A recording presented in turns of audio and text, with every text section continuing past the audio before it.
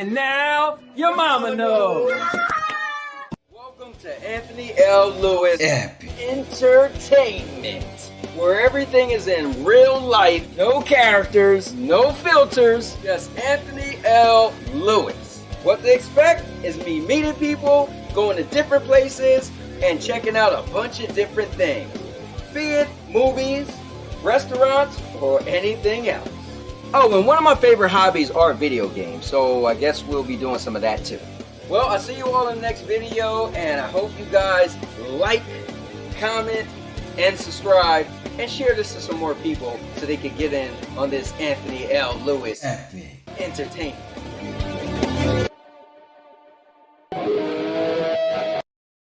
And now, your mama knows.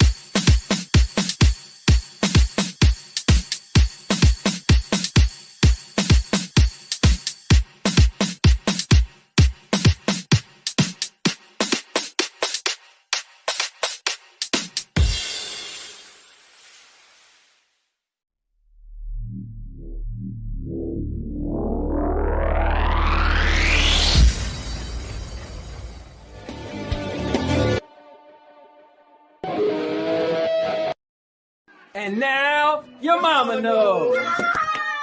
Welcome to Anthony L. Lewis Epic Entertainment, where everything is in real life, no characters, no filters, just Anthony L. Lewis. What to expect is me meeting people, going to different places, and checking out a bunch of different things, be it movies, restaurants, or anything else. Oh, and one of my favorite hobbies are video games, so I guess we'll be doing some of that too. Well, I'll see you all in the next video, and I hope you guys like, comment, and subscribe, and share this to some more people so they can get in on this Anthony L. Lewis Epic Entertainment.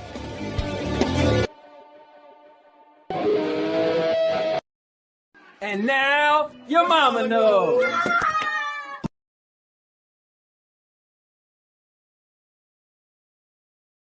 Alright guys, it is another show and I'm back at it like a crack.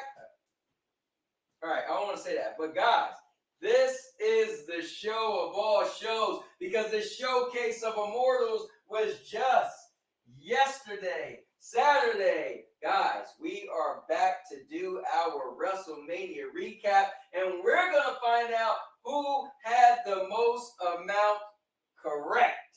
That's right. So,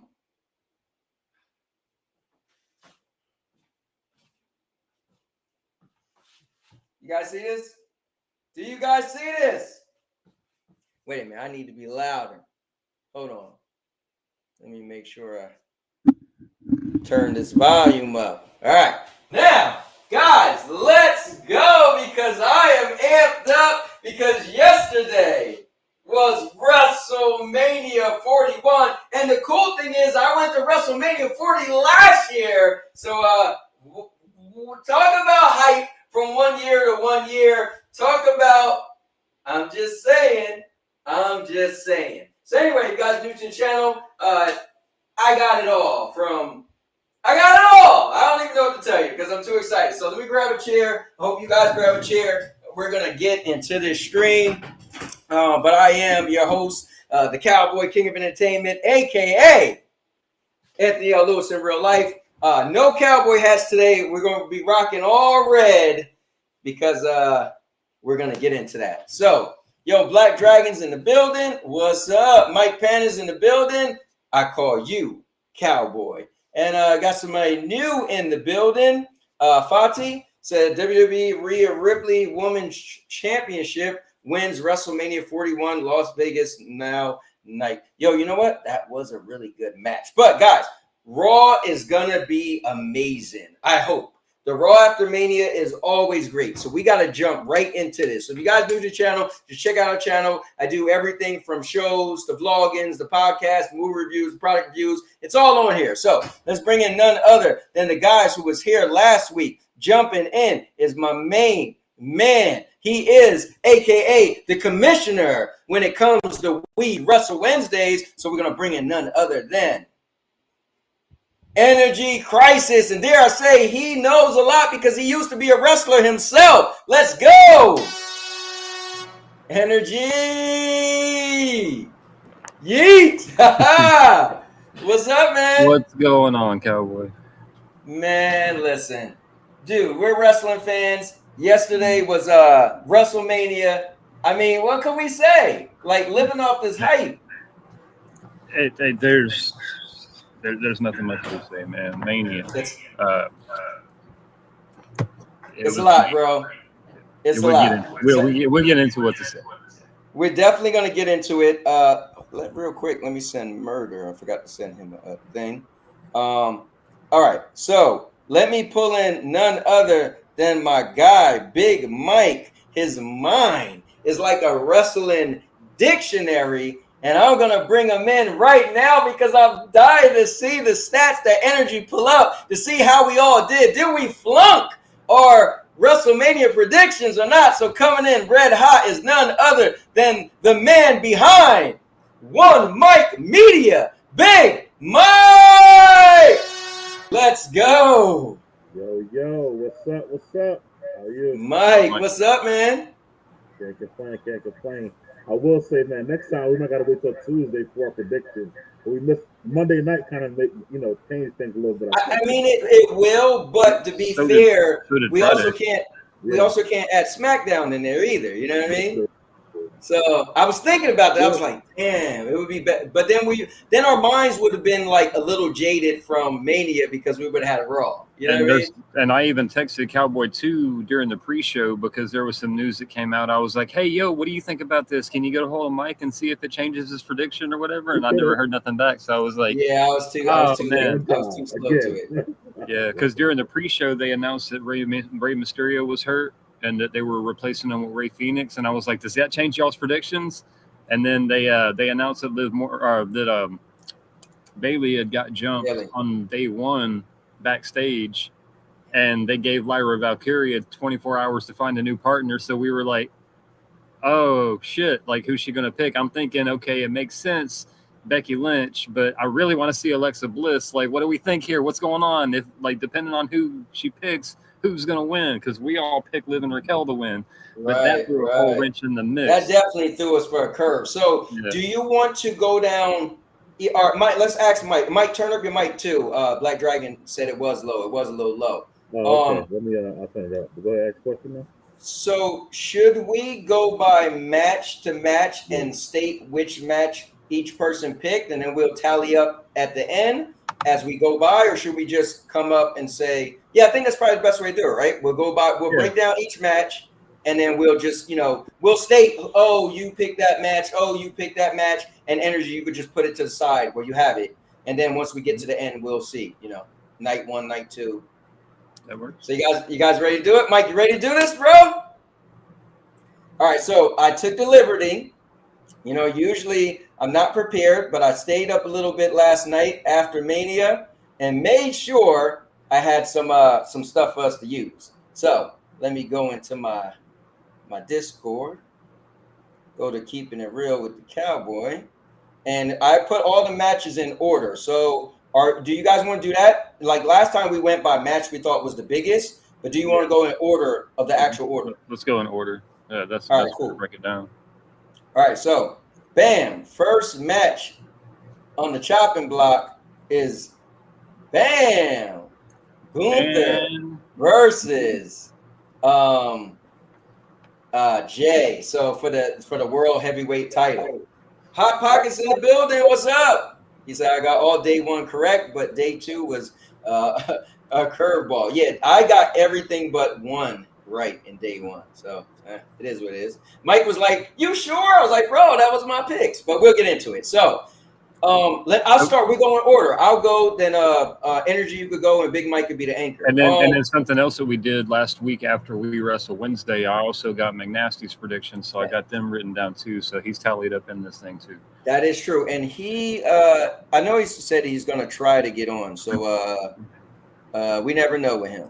He might come on when we're done. You know how he pops in here late. But anyway, man. So this match. You know what? I'm just gonna get right to it because we got Raw. I'm not gonna act like Raw isn't coming on because last week we went a little late and I think this match was what I needed it to be, but I didn't like the finish. Like I liked that they made Jay look strong. Like okay, this is kind of new for his character, right? Like they made him look strong. Like they made Sami Zayn look strong a year ago when he beat Gunther, as in like. You can't keep him down. He could take all the punishment, but get back up, and then he could end up winning. They made Jay like, damn, he put together all these moves. He almost felt like he had 5 moves of doom for me. And then he did Gunther moves, but I don't like that Gunther tapped out. And he tapped out super quick. Gunther should have just went to sleep.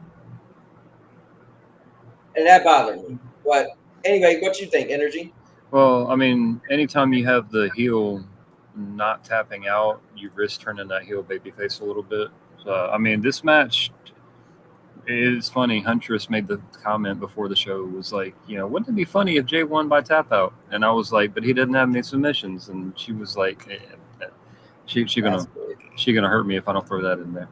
But I'm a little mixed on this one because I think on one hand, I like that they opened the show with something that was going to pop the crowd, but at the same time, there were some other options there. I'm thinking this match could have gone on a little bit later. It's good for what it was. I mean, Why not start Mania off with a big happy note? You know, Jey Uso, his first singles title, well, his first world title. And during the press conference, he was excited too. He was like, "I already got side plates on this thing, man. When I was the IC champ, it took me like 2 weeks to get side plates." But yeah, good for Jay, man. I was happy to see Jimmy in there. I was waiting for the heel turn. I was like, no, they ain't gonna do that. Tell me they ain't gonna do that. But whenever they went to the next segment, I was like, okay, good, they didn't do that. Yeah. But yeah, good for Jey Uso. I'm proud of my boy. That's dope. Yeet. What about you, Big Mike? Yeet. We can't hear you.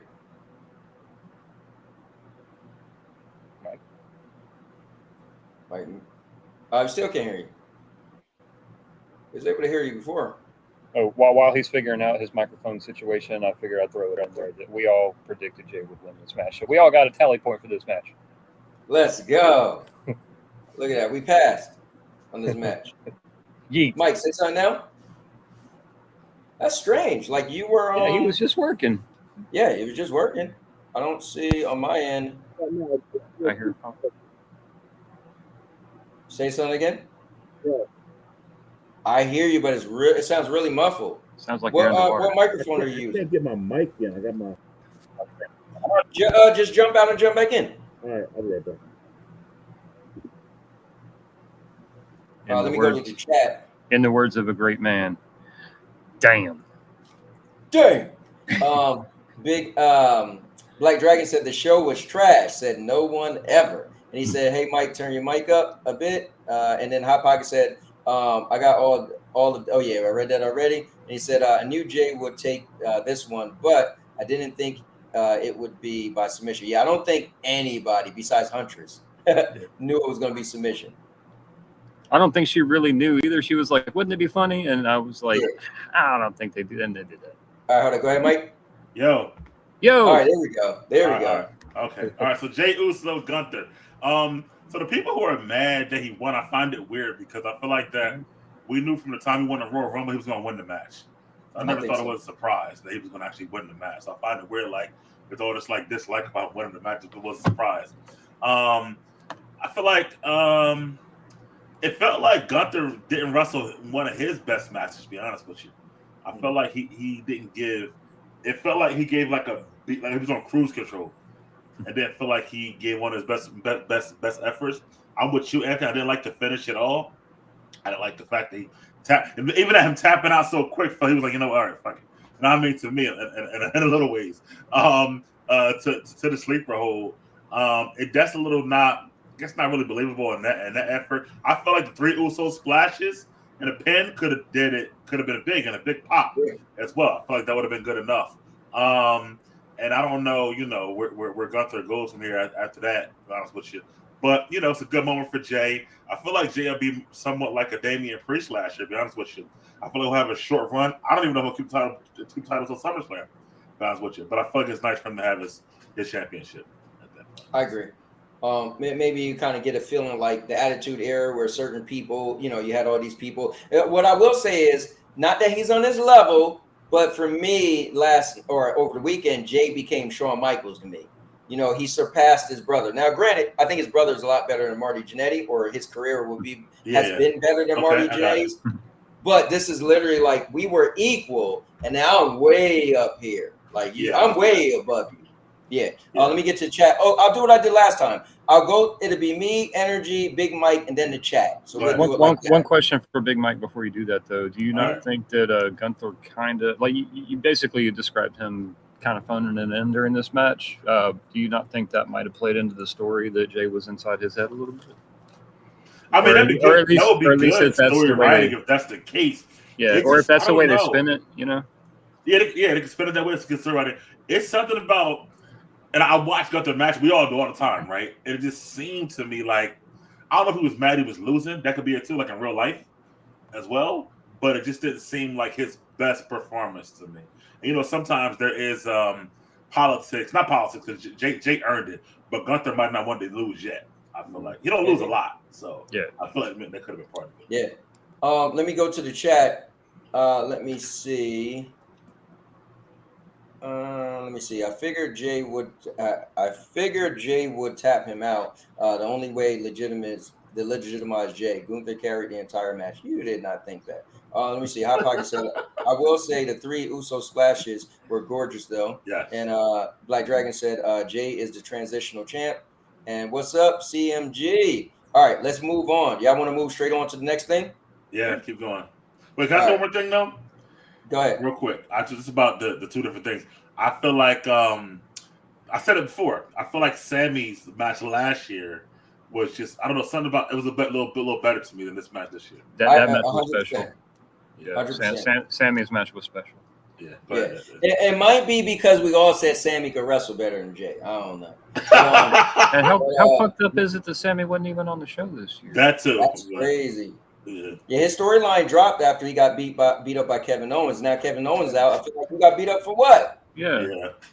Anyways, all right, let's move on, guys. We got to make Raw tonight. All right, so the tag team, New Day versus the War Raiders. I mean, I think the match was all right. It needed, you know what? I'm not as invested in either one of them, but I really, really wanted the New Day to win because I think even if you might be like, oh, a match wasn't that great, what the New Day could do story-wise is going to be better than them having a 5-star match. I think what they're going to do with this title reign is going to be pretty good. Them being as bad as they are, being jerks, a-holes. And then, man, they became a 12-time tag team champion, so that was cool. But, I mean, the match for me, I wasn't watching it like all these great spots. I was just watching it like, please let the New Day win. This is what's best for business, and I can't wait to see what they do with it. So that was pretty much my thought process.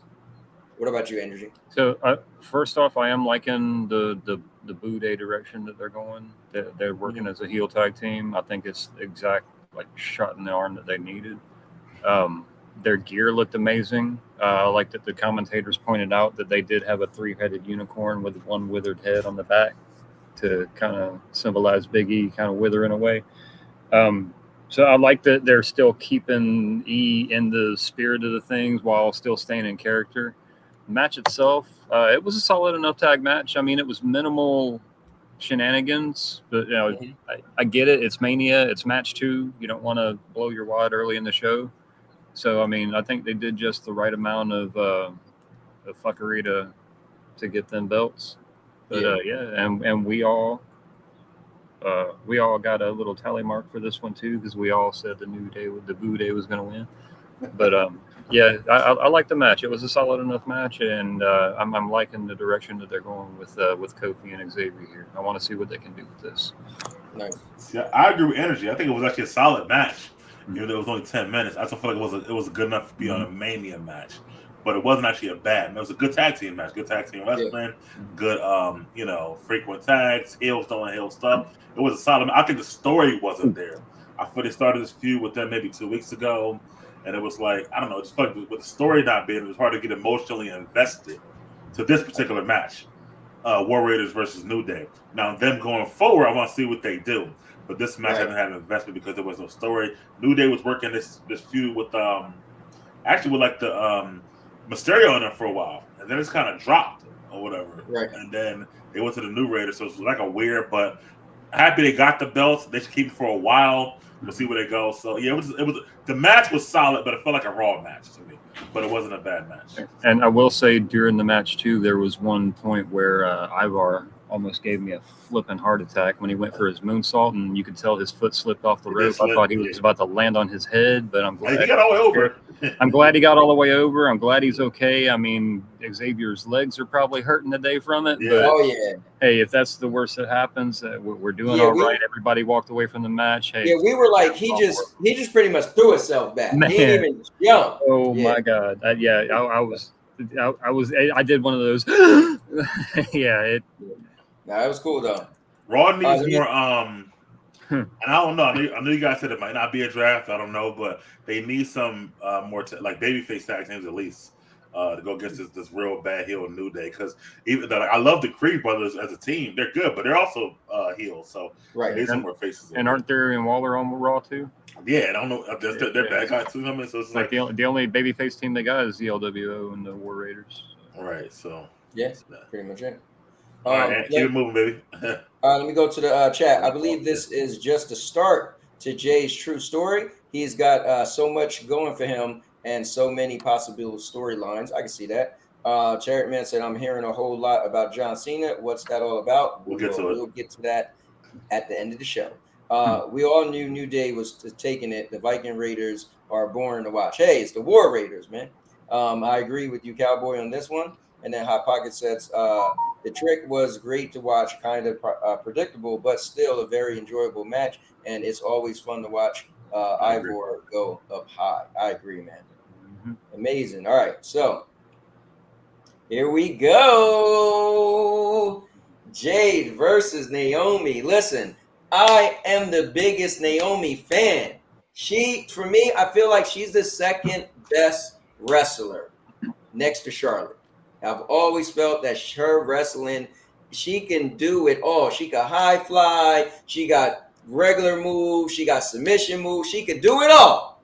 But for the story, I just felt that it didn't make sense to make Jade lose because Jade was portrayed as the Goldberg character in AEW. She comes to WWE and she never, even when she went against smaller match, I feel like she never had a match where she squashed anybody.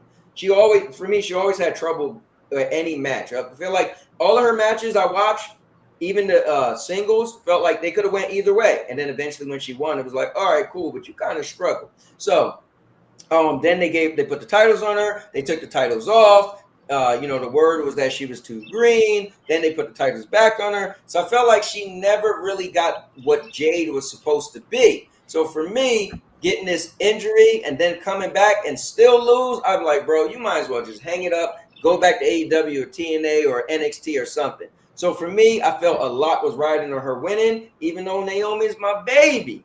But I was happy that she got the win. I knew the match would be good because of Naomi's skill. For me, I think they did a good job at the match. Naomi playing it her way and being heel, and Jade playing it her way. But I think it ended just the way it should have ended. So for me, this match was a good match. And I like the direction it's going to go. And dare I say, I know some people, I talked to some of my friends, they was like, yo, it's a missed opportunity for Naomi to lose. She's a heel. She can lose. Don't worry about it. She's not going to get knocked down versus the face losing. Like, that's always a bigger demotion. You know what I mean? The heel could spin it however and make a comeback. So good match, though. I really enjoyed it. What about you, Energy? I like the match, too. I was kind of hoping they would give Naya a win because I'm liking the direction of her character right now. Right. And I do think there are big things on the horizon for her. I think she is going to go into the title picture here soon. Mm-hmm. I am happy Jade's getting some love, and this was a great opponent for her. Somebody that could carry her and make her look good. Mm-hmm. And both of the girls shine. I loved Jade's gear in this match. The only downside I would have to say about this whole match would probably be Jim Cantori coming out and doing a little weather segment. But it is what it is. It's Mania. Let the celebrities have their fun too. Nobody down here in the South likes Jim Cantori. If you know, you know. Okay. Every time that man shows up, the Hurricanes seem to follow him. So it's like, nah, stay the fuck out of our town. But he can stay his ass in Vegas. Anyway, good match. Cowboy and McNasty picked up a tally because they both predicted the Jade win. I had Naomi. You had Naomi. Me and you have both had Naomi. Oh, okay. All right, Cowboy. Good job. So I thought it was a decent match. I think it was like 10, 11 minutes. So nice tight window for the match. I felt like Naomi is the veteran. She showed she the veteran. I felt like she did carry the match. Had a lot of good spots. Jay definitely is starting to get better, learn the WWE way. I can see it not being over, honestly. So I think they're gonna have another match. I think Backlash in 3 weeks. I think they're gonna fight again at Backlash. And I think Naomi might get the win there. They may have like a trilogy at some point. So I don't think it's actually over. And I don't think Jade losing at Backlash will, especially if Naomi does it in like a heelish way, where she cheats to win, will hurt Jade. There's more I want to say about them too when we get to the second night girls stuff, but I feel like that this is not over. I don't feel like Jade goes on nothing else yet, or Naomi. I feel like right now they're still going to be in this story because it is a heated story. So I feel like Naomi's not going to like just lose and walk away. She's going to try to. I think she's going to jump Jade again and then set up another match for Backlash. Do you think maybe Naomi gets the win at Backlash and then they hold off on the third one until one of them gets a title and they do the run back then? Could be. I just don't know what title because it could still be that U.S. title. I don't think the heavyweight title. Not yet. Right. So, yeah. Okay.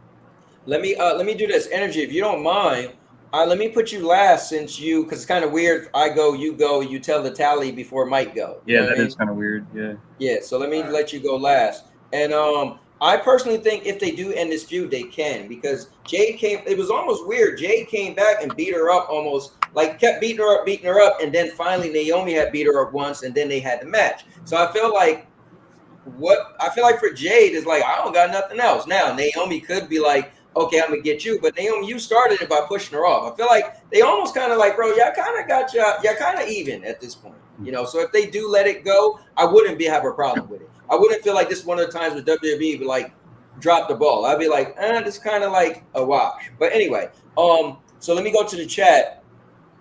Let's see.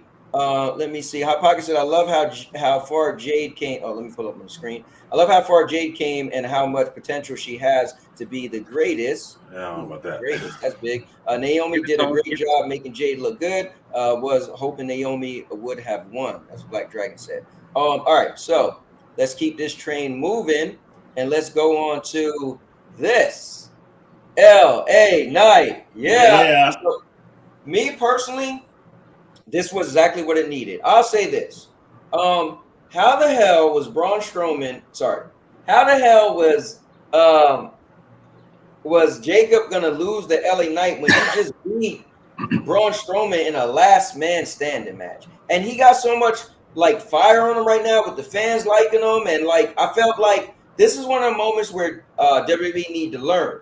When you got somebody hot like this, don't turn on the Ryback. Ryback was so hot, and they just would not give him the title, and he just simmered down. I never forget thinking of how WWE do that sometimes.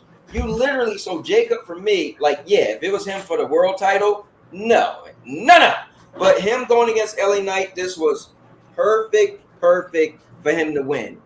Thank you very much. Oh, hey, Sandy. Guys, we got leftovers from Thanksgiving from yesterday. Easter. Oh, damn. I was walking around talking about Thanksgiving. So we got empanadas. We got macaroni and cheese, rice with olives in it, and some ham. Thank you very much. Oh, and the Vienna sausage in there too? Good. All right. So, but yeah, me personally, I think they did a great job. I think they had some good spots when LA Knight jumped up like you always do. Man, this match was really good, and I just think the outcome made sense. I think, and this might even one of the moments where, like, when Gunther lost the IC title, he went up and got the world title. LA Knight might possibly could go up or go down. I can see either way for him, but this was Jacob's time, and this just made sense. This was his time. If they didn't execute now, it'd have been like, bro, I don't even know what y'all doing now. I was afraid they could have made him lose, and if Solo would have screwed him, that would have been a perfect loss for him, right? And at first, they showed him and Solo come out, but they was too cool at that point. I was like, oh, yeah, this pretty much Jacob got it. Once they didn't have no weird Solo coming back, I was like, yeah, this is a wrap. Jacob got this. So, yeah, I agree. Well, the night before on SmackDown, he went back to saying, I love you, Solo. So I think they holding off on their beef at the moment. I think it was actually one of the best matches of the night one. Actually, it's probably was the second best match. It was a good match. LA Knight's a great worker. Has some good spots. Yeah. Jacob's a monster. I love the moonsault. The BFT was kind of more of a botch to me, but it still looked good, in the beginning. But BFT off the moonsault. But I feel like another one that will also run back at Backlash. I feel like LA Knight They're going to come back saying, I want my title back. I'm going to run it back in about 3 weeks. And I feel like that that Jacob will win again in that particular situation. But I feel like they will run it back. At least now. I think LA Knight will go on to different things and Jacob eventually. But I think they're going to have that solo Jacob feud is still out there. But I feel like right now, with the LA Knight and Fatu again.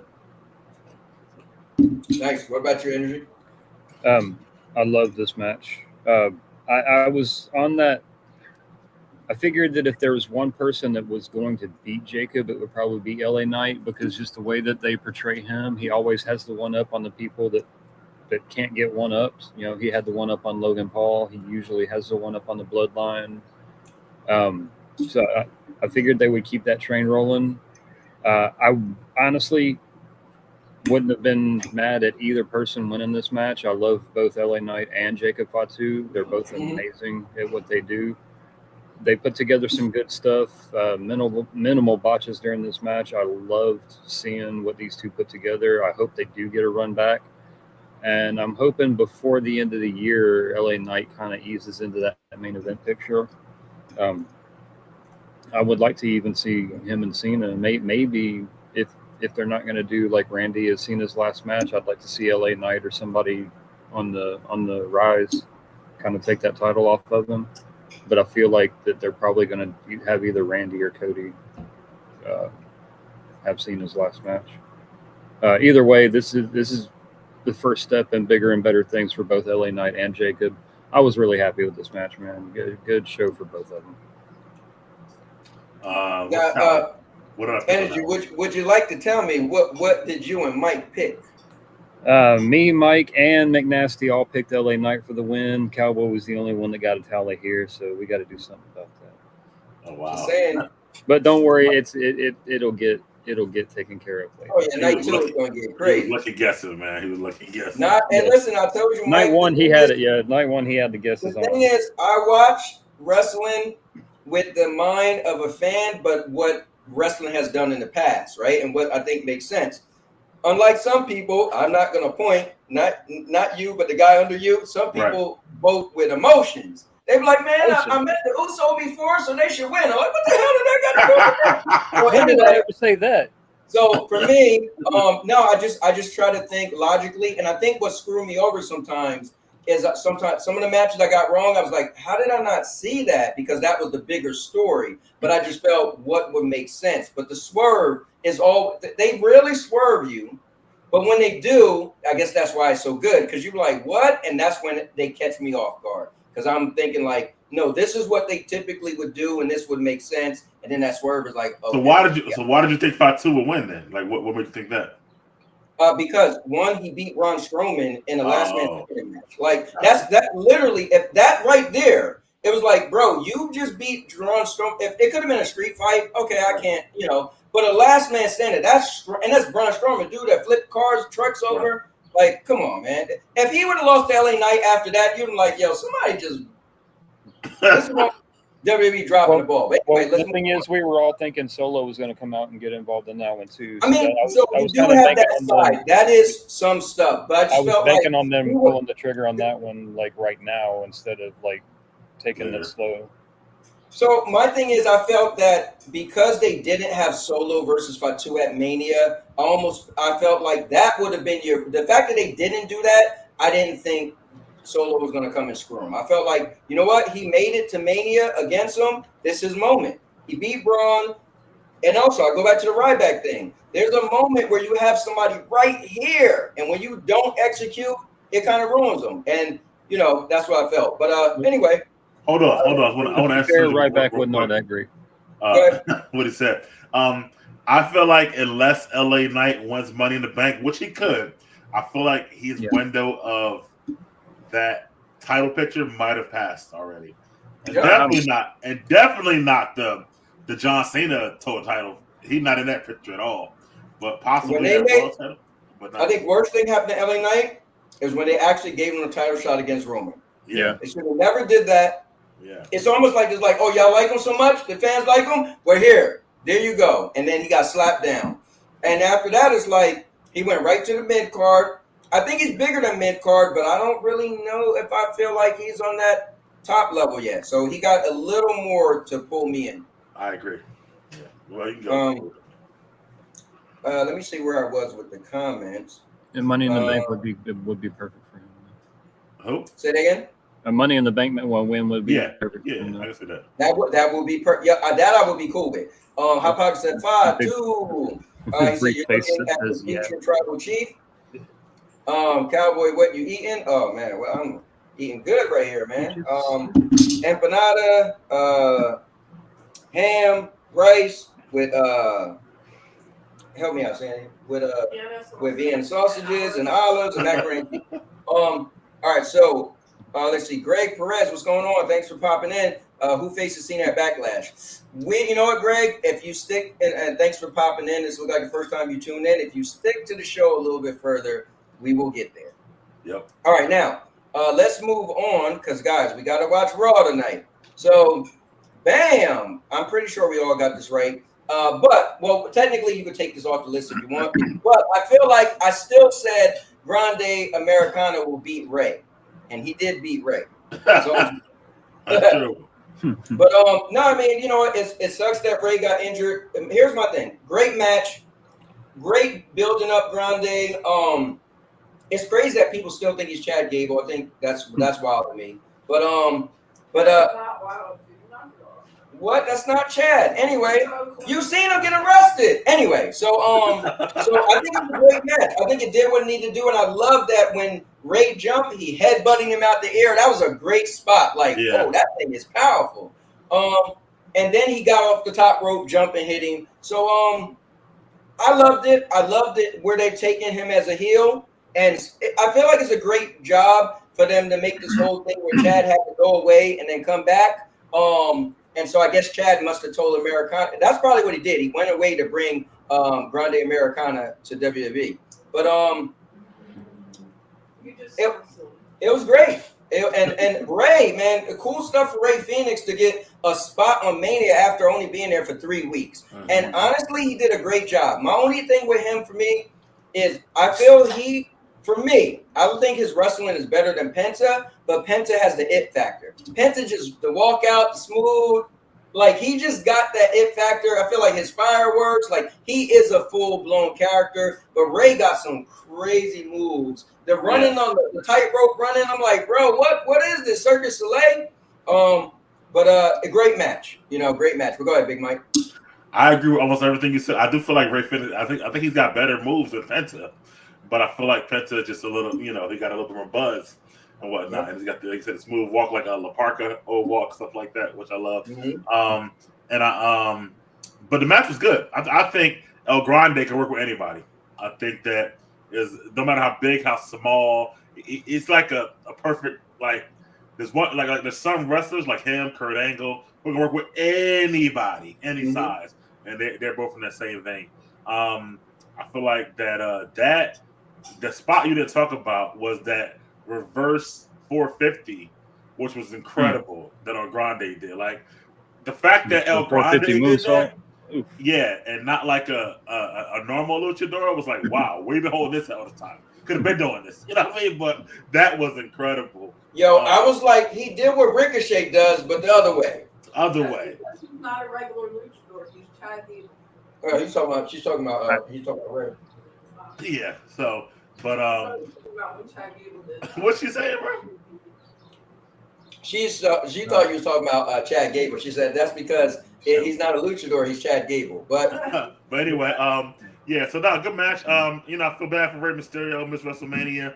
I mean, he's had a bunch. I feel like that WWE got to watch sometimes with these go home shoes. You know what I mean? Because you want to protect the guys who are actually in the show. Mm-hmm. Sometimes I feel like it's kind of weird, but beyond that, though, it was a good replacement. It could have been him, Dragon Lee. It didn't really matter who was the replacement, but it worked out either way. And good match, and we got it right. So, I got a question for you. Do you believe that what's his name that you like, Grande Americana? Yeah. You believe he's Chad Gable? Why would you ask the man that? But of course he believes that's Grande Americana. It's funny you ask that, Sandy, because if he ain't Chad Gable, he's got to be the biggest Chad Gable fan in the world because he even has the same damn tattoo and the same damn spot on his back. A lot of people have the same tattoos. Who said he can't have the same tattoo? Braun Breaker got the Goldberg tattoo on his shoulder. Jesus. All right, go. And listen, we trying to watch Raw tonight, Zanny. All right. Nobody's confusing Braun Breaker with Goldberg. Goldberg. Anyway, I mean, he does a spear too, but go ahead. I love the way that a bunch of stuff got tied into this match because for those who did not watch the WrestleMania pre-show, WWE announced before night one that they purchased AAA out of Mexico. So that is huge news if you're a fan of Lucha Libre. So we're going to see a lot more luchadors on Raw and SmackDown. We're going to see a lot more WWE wrestlers in AAA. Nothing but good things to say about that. The 450 moonsault, I thought that's one of those moves that's so crazy and so dangerous for both people. You love to see it when it happens, but it kind of needs to be one of those things like The Undertaker diving over the top rope. It needs to be busted out on big shows like WrestleMania and kind of kept in reserve. And not something you want to see all the time just because of the risk potential. But this match was solid. I don't think Rey Mysterio getting injured and being replaced by Rey Fenix changed any of our votes. All four of us put El Grande winning this match. Right. And I couldn't be happier. I do kind of feel bad for Dragon Lee. This is the second year in a row he's gotten kind of screwed out of getting into Mania. Hey, man. But at the same time, Rey Fenix, you can't say enough about that guy's in-ring ability and potential. Yeah, and I think you'll see more and more NXT, not Raw, SmackDown, with that purchase. Yeah, I do know the first thing that they announced was Worlds Collide. That is going to be a AAA versus NXT event. Yeah. So I can't remember the date, May 30th or sometime in May or June. But we'll get the dates later on that and get back with y'all. But that is going to be one hell of an event. I'm happy to see Vikingo in attendance. I mean, I can't wait to see what they do with this. I'm a big fan of AAA. All right. Now, and then correct me if I'm wrong. That used to be Lucha Underground, right? No, Lucha Underground was another company, but WWE has acquired them too. Oh, okay. Because I heard about that. AAA is more like the NWA of Mexico. They're a very storied promotion down there. They are very they've got a long, deep history. They're kind of like New Japan over in Japan. It's one of those worldwide promotions that's been around for a while, and you always expect good things from it. Fair enough. Guys, if you're in the chat, I'm doing myself, Mike, Energy, and then we go to the chat. So if you guys are chatting, I'll get to you guys right after that. Hot Pocket said, awesome match, and it is Chad Gable. Bro, yeah, so delusional. Anyway, here we go. Dun, dun, dun, dun. I love her music, by the way. That's my favorite, current favorite wrestling music. I actually like it too. Yeah, I just feel like a missed opportunity. She just walks out playing. The tempo goes up so many times. She got moments where she could do a Finn Balor thing, put her hands up. She could do something, point to the crowd. No, but anyway, that's neither here nor there. But man, this match was what it needed to be. I mean, I don't know what to say. Like, Tiffany did everything in her arsenal. Charlotte did everything in her arsenal. There was a bunch of times where I thought the match was already going to be over. And I had a couple times I thought Charlotte maybe would have won. But I think they still did the right thing.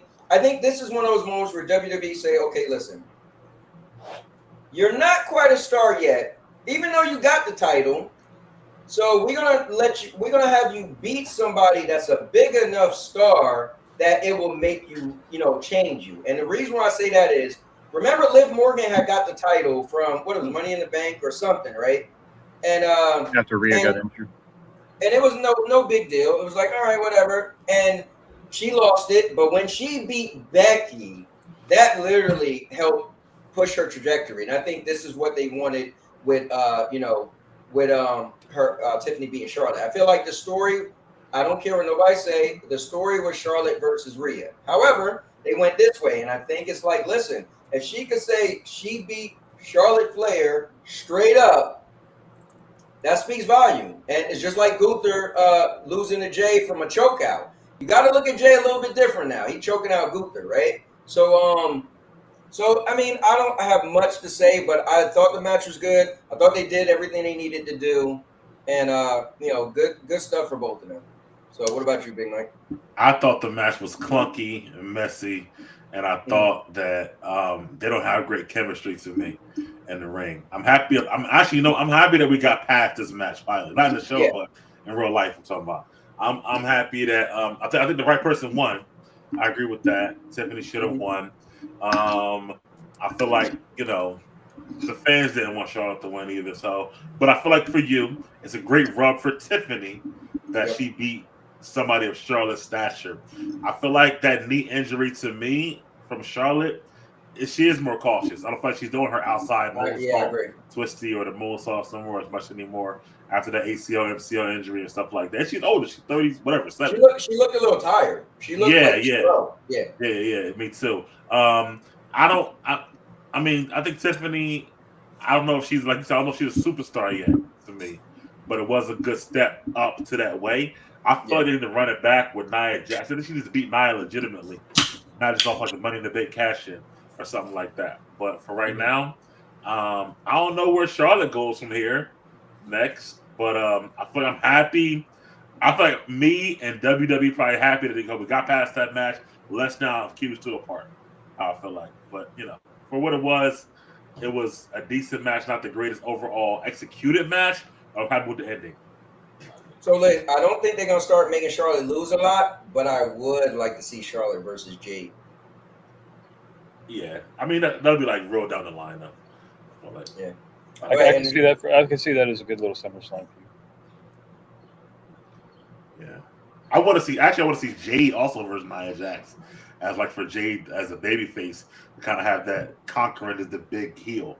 I think she needs a little bit more experience for that one too, because Nia's not quite as good at carrying people and making them look good, like as far as wrestling ability. Yeah, she's more of the monster heel that's going to come in there and clobber the shit out of you like Vader. What's your thoughts? I will say that I called this one when Charlotte won the Rumble. You just knew right from the jump that they needed Charlotte to be that person to come in and legitimize Tiffany, because I mean, who would she beat other than Charlotte? Candice LeRae and a few mid-carders. I mean, she needed this one. I do think Nia is going to eventually come back at her, and they're going to do that on the run back. But as far as this match being clunky, I think it needed to be because of the build-up, because nobody was really invested in this feud until about 3 weeks ago when things got super personal.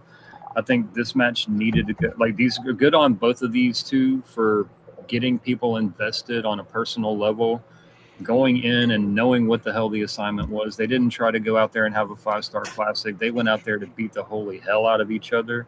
They were laying in stiff shots. Tiffany into the match with a road rash on her forehead and a chipped tooth. Mm-hmm. I mean, this match was a fight.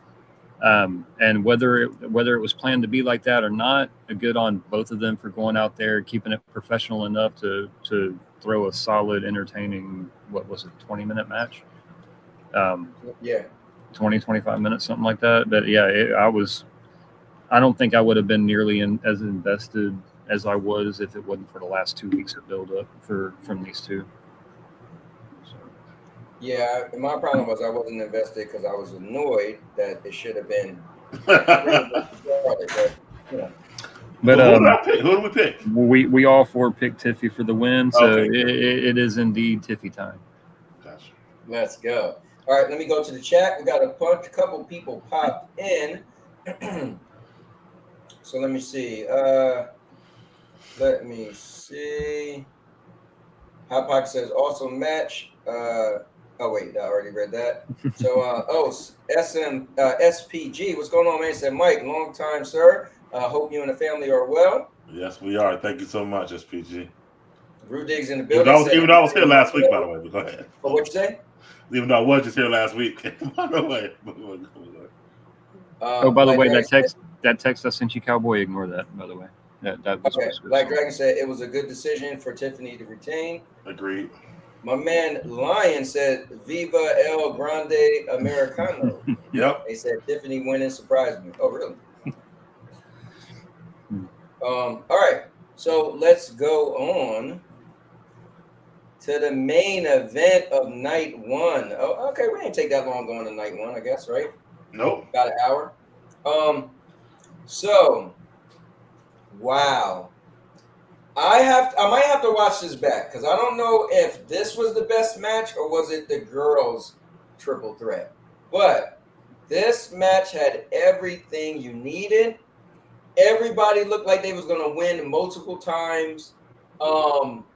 Man, this is the only match I got wrong on night one because, like I said, I'm very literal, right? I watch wrestling and think, okay, what makes sense? CM Punk is getting older. I felt when he had that feud was over with Drew, and he was like, I don't know if I'm wrestle again. I felt that was so real. Like, man, bro, you need to. He got like 2 years left, max, right? So I felt he never main evented Mania. He's getting a main event Mania. What's the point of making him main event Mania and not win? However, the internet was saying that Seth and Paul was going to team up. I'm thinking like that would be cool. That'll probably be the best story. But for me, I felt what should be done was CM Punk get his flowers. And unfortunately, that blinded me from what is the best outcome. Now, the cool thing is, hey, I'd rather me being wrong to get the best outcome. So, but great match. I'm not big on matches anymore. I keep saying this. I feel like I've seen some amazing matches. I don't need to see another great match ever in my life. I'm all for the story. But this match was hands down amazing. This match was, dare I say, epic. And I think the best outcome happened. You know, Paul screwing Punk. I'm like, oh. And then Paul screwing Roman. And I'm like, okay, that still doesn't mean he's with Seth. And Seth put his hand out like, hand me the goddamn chair. I'm like, and so this was great. I mean, from them fighting in the ring, out the ring, when Roman ran and dove all the way over, like, had great spots. Man, amazing. Yo, he cleared the prime station and the barricade. Didn't touch anything. Dude, amazing match. So I think the match was great, and again, I think the best thing happened. So, and I felt a little bad for Punk when he didn't win. I was like, damn, that sucks. I really wanted this for you, bro. But maybe next year. Okay, so let me back with the last thing. I didn't feel bad. I don't know. I wanted it for him, but I guess because there was nothing on the line, like a title, it didn't feel as bad with him not winning to me. But I would say that this match kind of saved night one for me, because before this match, I was like, all right. You know, it wasn't like very like, wow, I've seen some great show so far. Because there wasn't a lot of surprises in night one at all. So it was like kind of just wrestling matches. So kind of like, but this match kind of saved it. One, it had the surprise with the Heyman thing, like I talked about, but also, man, the spots were great. The brawling outside with Seth and CM Punk, and Roman getting involved. The spots, oh my God, the middle spot where Seth said, let's bring the Shield back and team up against Punk, but then Roman said no, and he powerbomb him up to the table was great. And then the spot, I think, it was GTS to Rollins, a spear to Punk, and then a stomp to Roman. After that, like all three were down, which was crazy. There was a lot of crazy spots in the match. Everybody got everything off. Pedigree was there. Superman punch, spear. Punk did a high knee in the corner a couple times. Everything was great. That sentiment with Paul Heyman was good. I did not see it, but you know what? This is the one I want to say. If we would have did this show after Raw and SmackDown, I would have picked Seth, because he gave 2 promos on both shows where I was like, oh, it probably is going to be Seth. So that's the one I will say. Yeah, the fact that they let him be the only one to speak on Friday, the way he broke it down, I was like, yeah, right? I was like, yo, oh my God. I should have called you to energy change to Seth. But next time I will. But nevertheless, it was a good. Yeah, we got to exchange numbers or something like too, so we can communicate a little bit too. It was a good twist. Roman's gonna take a break. Is what he does. So we're gonna see Roman probably for a while after Mania. But this is raising it. I think Roman has a vacation plan for like after Mania every year. So he's gonna be gone for a while. But I want to see where Punk comes out with this after this. I think. Oh yeah. Well, the chat. You'll get to the chat in a second. I feel like Seth and Seth and Paul together should be very interesting. It's new. Yeah. It's different. I think Seth is probably going to take that title off of Jey Uso. I feel like now, in my opinion, because that is the Raw show where Seth is at Monday Night Rollins, and I feel like with Punk and Roman in place. With Heyman in place, they got a good story. It could be like Jay trying to avenge Roman, Seth's title from Jay at some point. I feel like it'd be good. You get Punk doing something else in there. Roman will probably come back around SummerSlam like he normally does, so he'll be out for a while. But eventually, you'll get Roman and Seth in a one-on-one at the trail. So you got a lot of places to go from here right now. But it was great setup, great twist, and it'll be again a save night one. Go ahead, Andrew. I'll interject this at the end. So I think we all overthought this one a little bit. Yeah. Because I remember a month and a half ago, I was like, yo, I'm seeing some signs that Seth might end up teaming with Paul Heyman. And then somebody on We Wrestle Wednesday was like, yeah, you've been watching them internet theories. And I'm like, what internet theories? So I went down that rabbit hole. And I was like, I don't know, maybe they're making this too obvious. But at the end of the day, sometimes the most obvious answer is the right answer. I started overthinking it, and maybe Heyman doesn't team with Seth. Maybe another Paul Heyman guy comes out and takes both of them out, and Seth. But I did call that Seth would turn heel during this match. I did figure that this is the right time. Seth Rollins, Paul Heyman, both, because we got too many baby faces in the singles picture. We got too many heels in the tag team picture. We need to mix things up a little bit. Man, look. The only person that agreed with me on Seth Rollins winning this match was Big E on the damn pre-show. And everybody else thought it was going to be Punk. I'm happy he got his main event, but at the same time, just because he's in the main event doesn't mean he has to win. It can be a feel-good moment without going all in on an obvious answer like that. But this seems like the right time. We need a shot in the ass, and I think Seth Rollins showing those heel colors like he has been lately. I think this is the direction we need to go, because who else is, like you say, Jey Uso? Who else is he going to face if he already beat Gunther? He needs somebody else to kind of go at for a minute.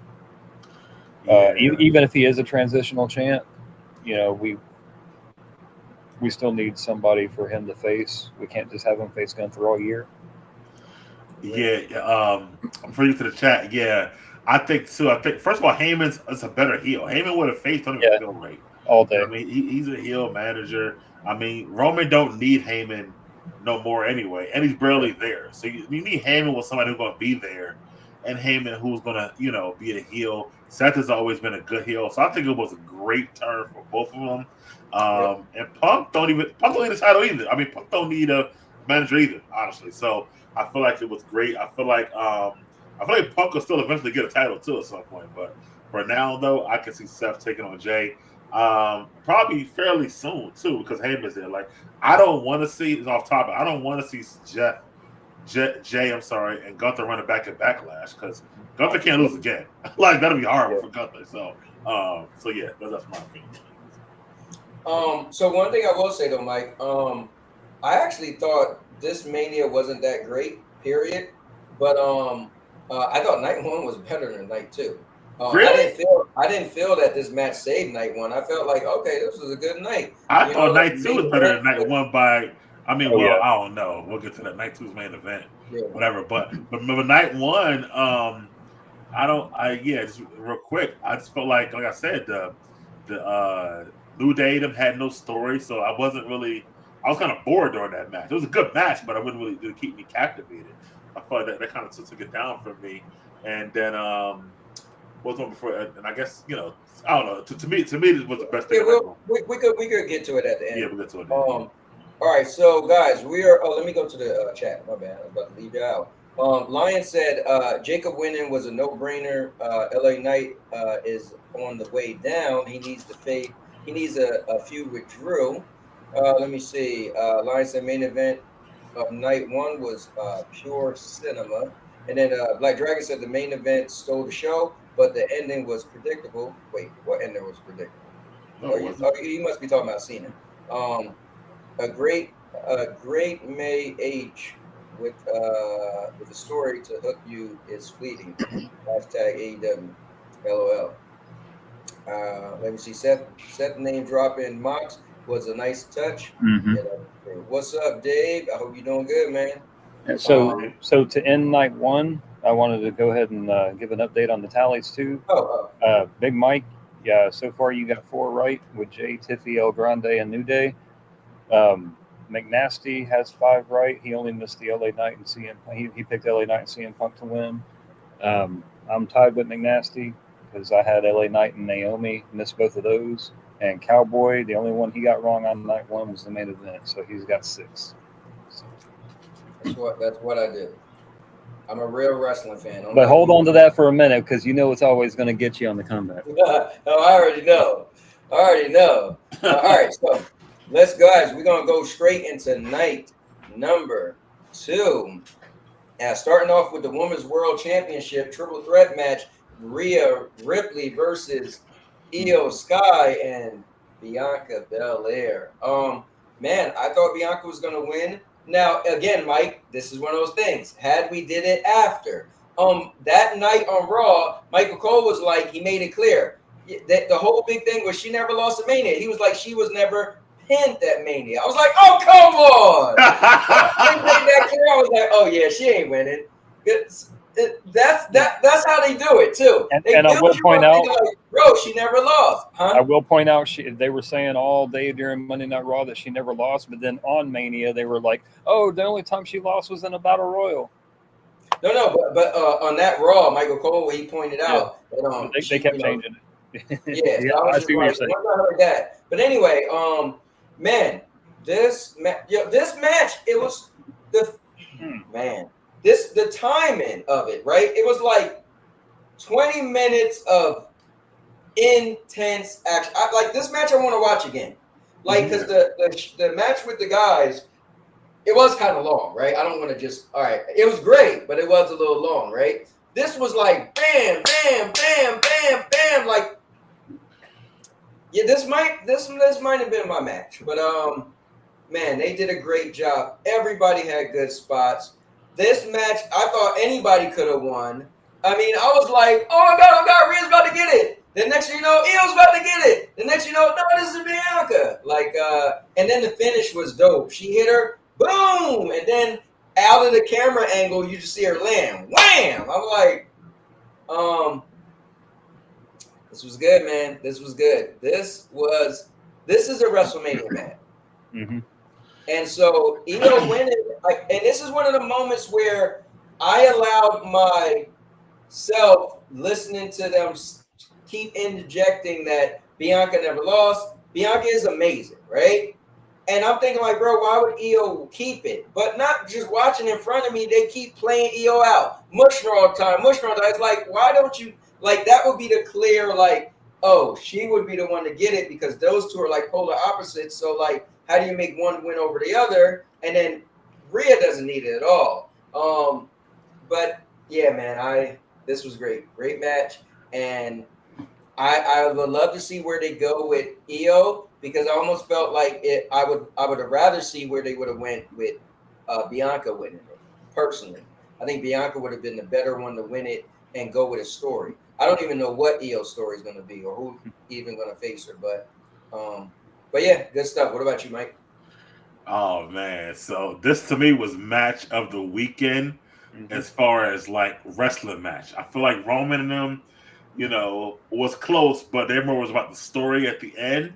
Like they went long because stuff took a long time for them to hand set that damn chair. That was like dragging on forever. but this was just like you said, boom, boom. Most of the best match of the weekend. Like these girls put on a show. I always knew. I said, I don't think they care about her damn little streak. Like 3 or 4 wins.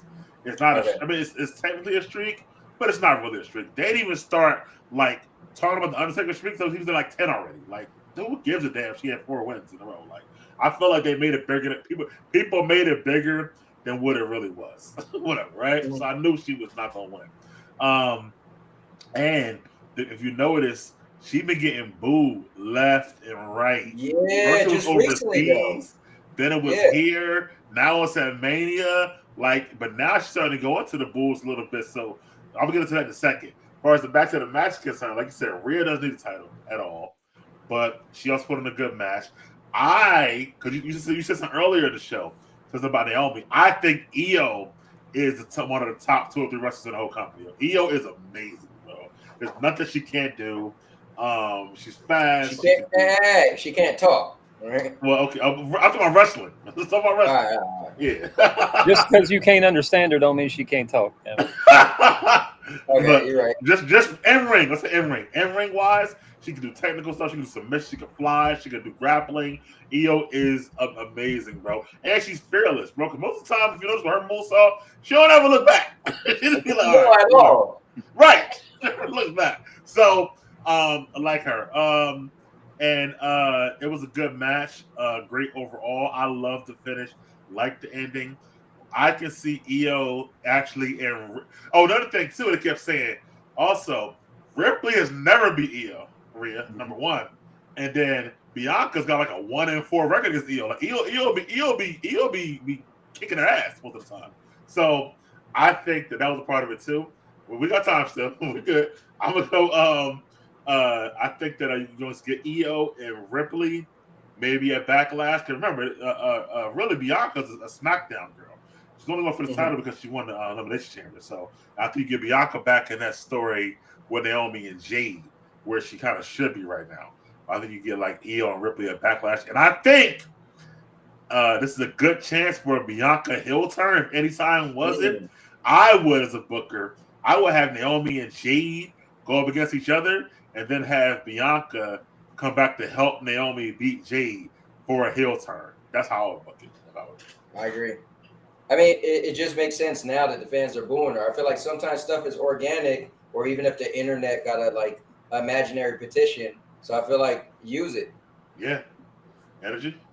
We'll get into crazy crowd reactions here in a minute, but this match, yes, match of the night, match of the weekend. This is how you construct a triple threat match, because these 3 women did something that I absolutely love. But most of the time, you watch a triple threat, and it annoys me to no end. What you're going to see is one person get dumped out and 2 people basically having a one-on-one, and then one of them getting dumped out and the third person coming back in and them 2 having a one-on-one. And it's going to be a back and forth series of one-on-one matches through the whole thing. These women kept that to a minimum.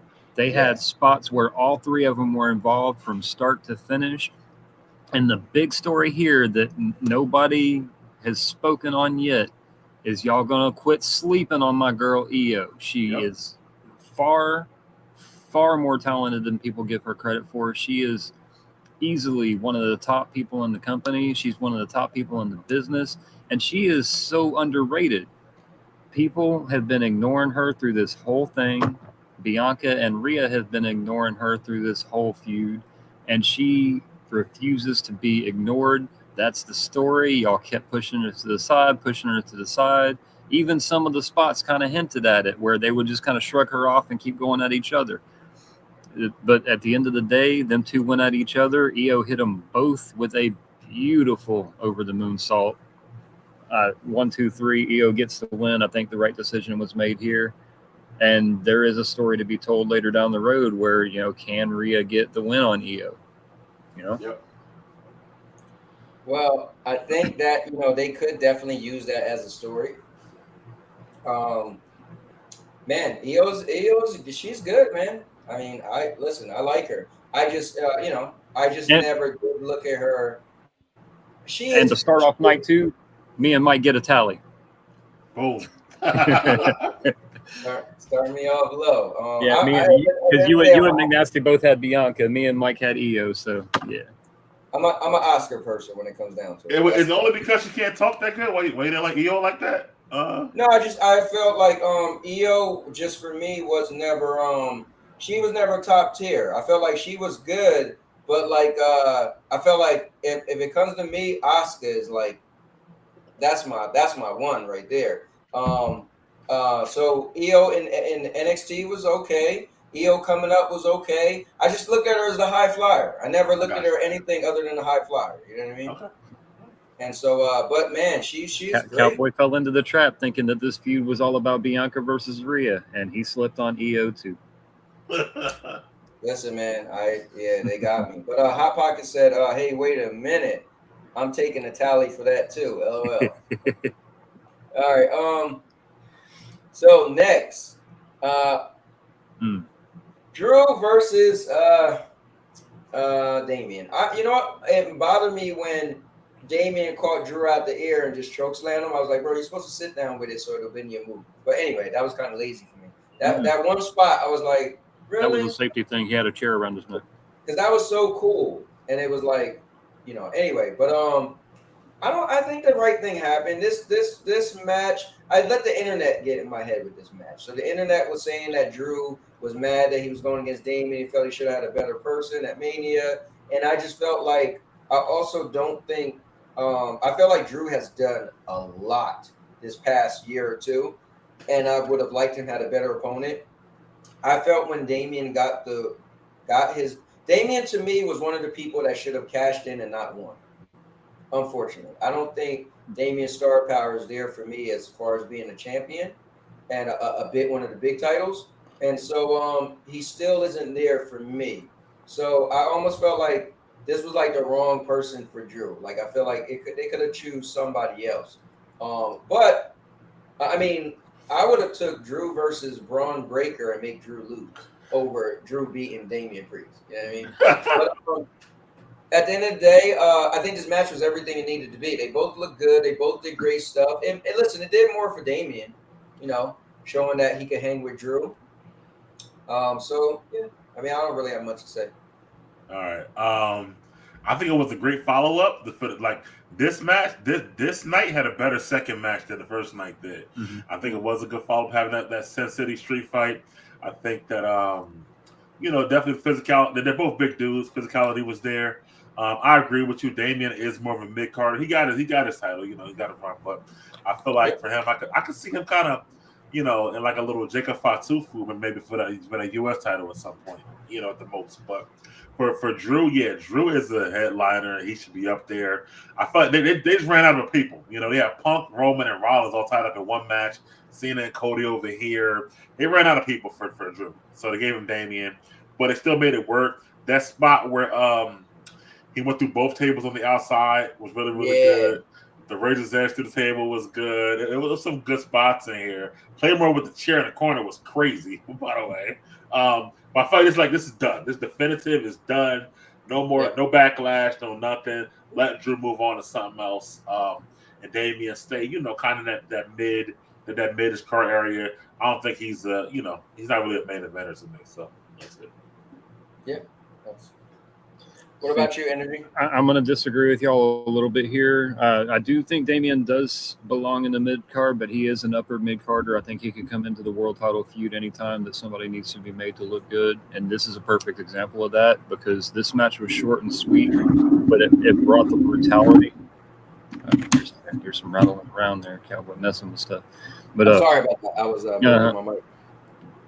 It's rumbling, but no, this match brought the brutality, and it seemed a little too short to me. But at the same time, that Claymore through the chair was freaking nasty. They had some beautiful little setups in this match, and there was a story to tell here. I mean, straight from last year's Mania, Drew was the one getting screwed over, and Priest was there to pick up the pieces. I think where the women's match set the pace, this match kept it going. You had Kerry King from Slayer playing Priest of the Ring. Enjoyed the hell out of that. I think Priest was the perfect opponent for Drew, not only for the story that's being told all year, like again, him picking up the pieces, but also because Priest is really good at making people look good. I think people don't give him enough credit for that. And Drew looked really strong during this match. Priest looked really good during this match, and at the end of the day, the right outcome was made, and we all four had that one right. We all picked Drew to win. Drew won. So, and he's texting again during the day, or tweeting again during the damn match. Yeah. Yeah, good on Drew. I'm happy. I want to see him get something big at some point this year. I'd love to see him in a title match next year at Mania. I can see that. But Yeah, Drew, yeah, definitely. Drew, keep that momentum going, my man. You doing everything right. Sorry about to say Hot Pockets. Lion said, love Damien, but he is not there.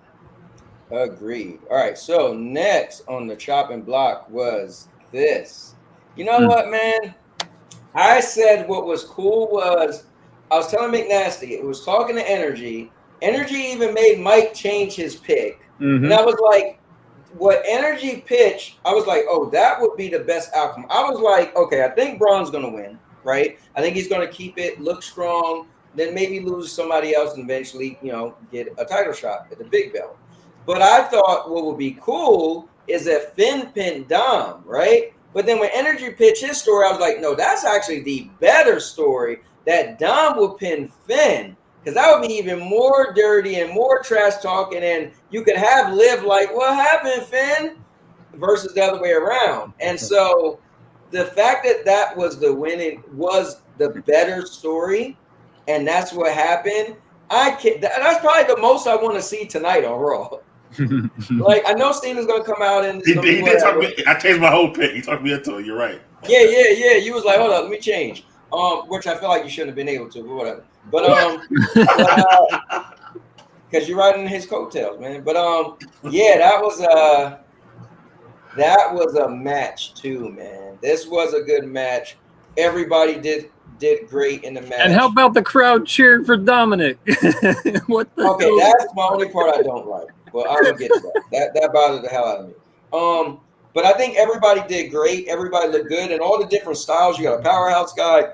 You got a legit high flyer. You got which is Penta. You got Finn, which is technical, and you got Dom. I don't know what the hell Dom is, but dirty guy. At the end of the day, yeah.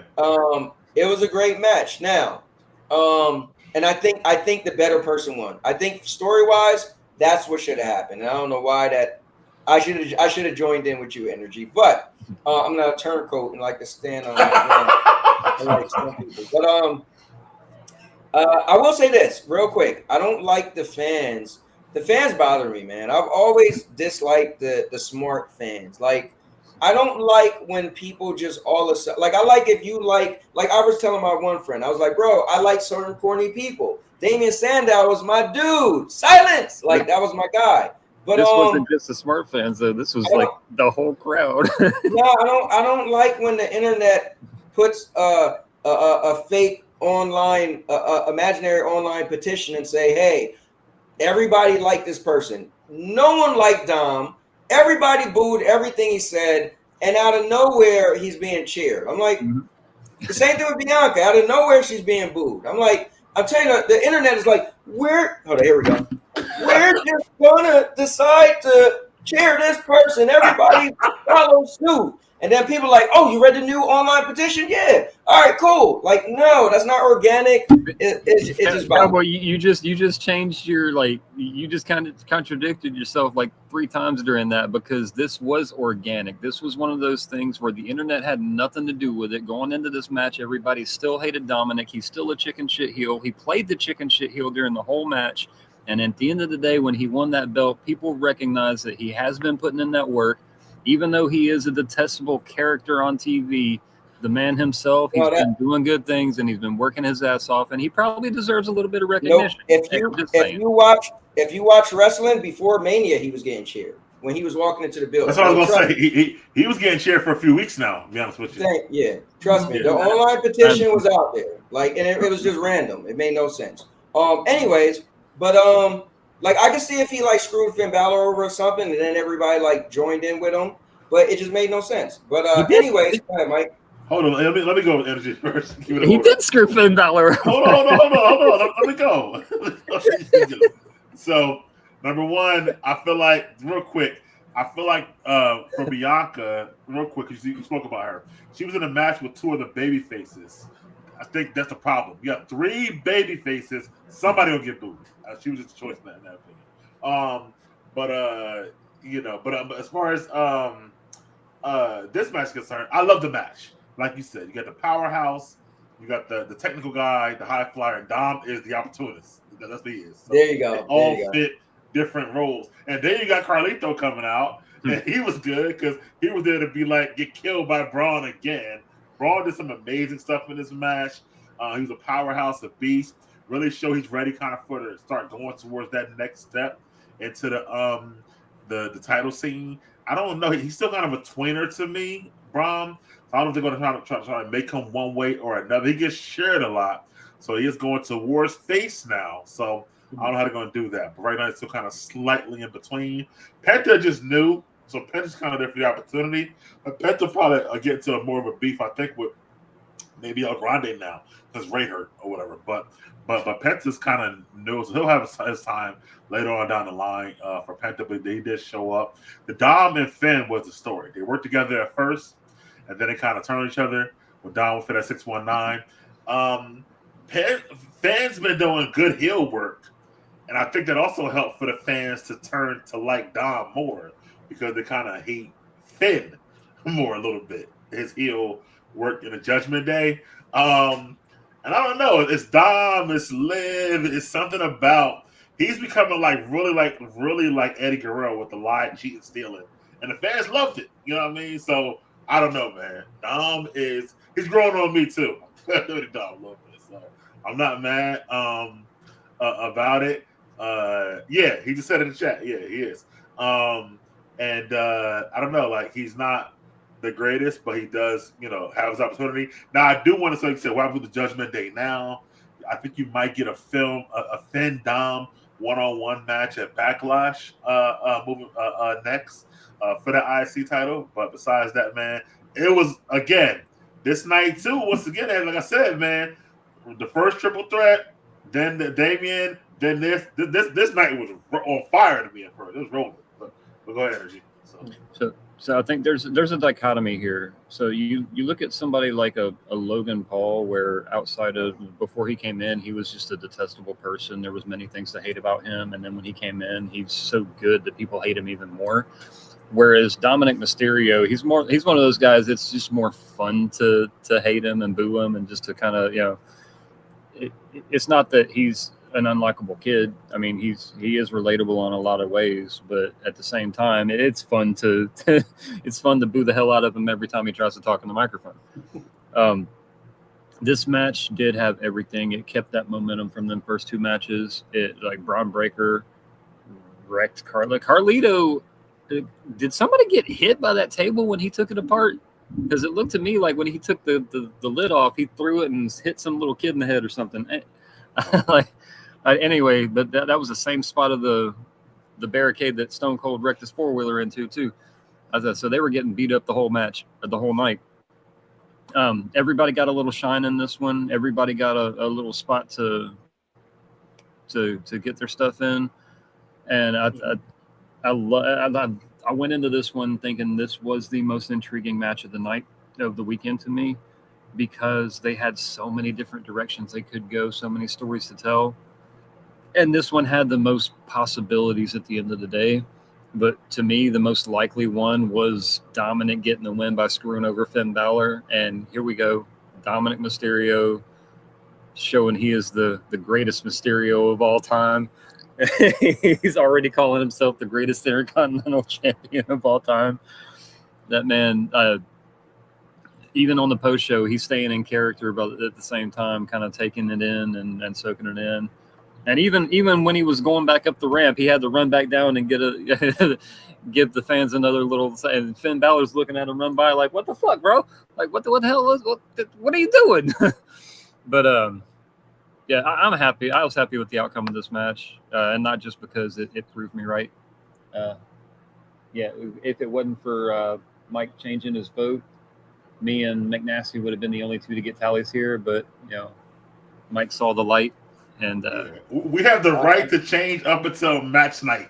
he got a tally, and I'm gonna say something about that too. Oh, wait, who did Mike vote for first? First, I had Finn. At first, he voted for Finn, but after I gave my rundown, he was like, that really makes sense. I'm going to change it to Dom. Yeah, I mean, I honestly, Now make no mistake, I don't have a problem with Dom at all. I think Dom, like, only person I know that get the heat Dom was getting, this is why this bothers me, was the Miz. The Miz, that one person where the fans, like, man, like the Miz make you want to jump in the TV and punch him in the face. The fans just was booing Dom so crazy. It's like his booing was on another level. So all of a sudden people cheering, and he literally, for me, didn't do anything different. But I think Dom is great. I think what he was doing after winning the title, like you said, running down at the post conference, or like, I think he's gonna be like, he's about to go to another level with that title.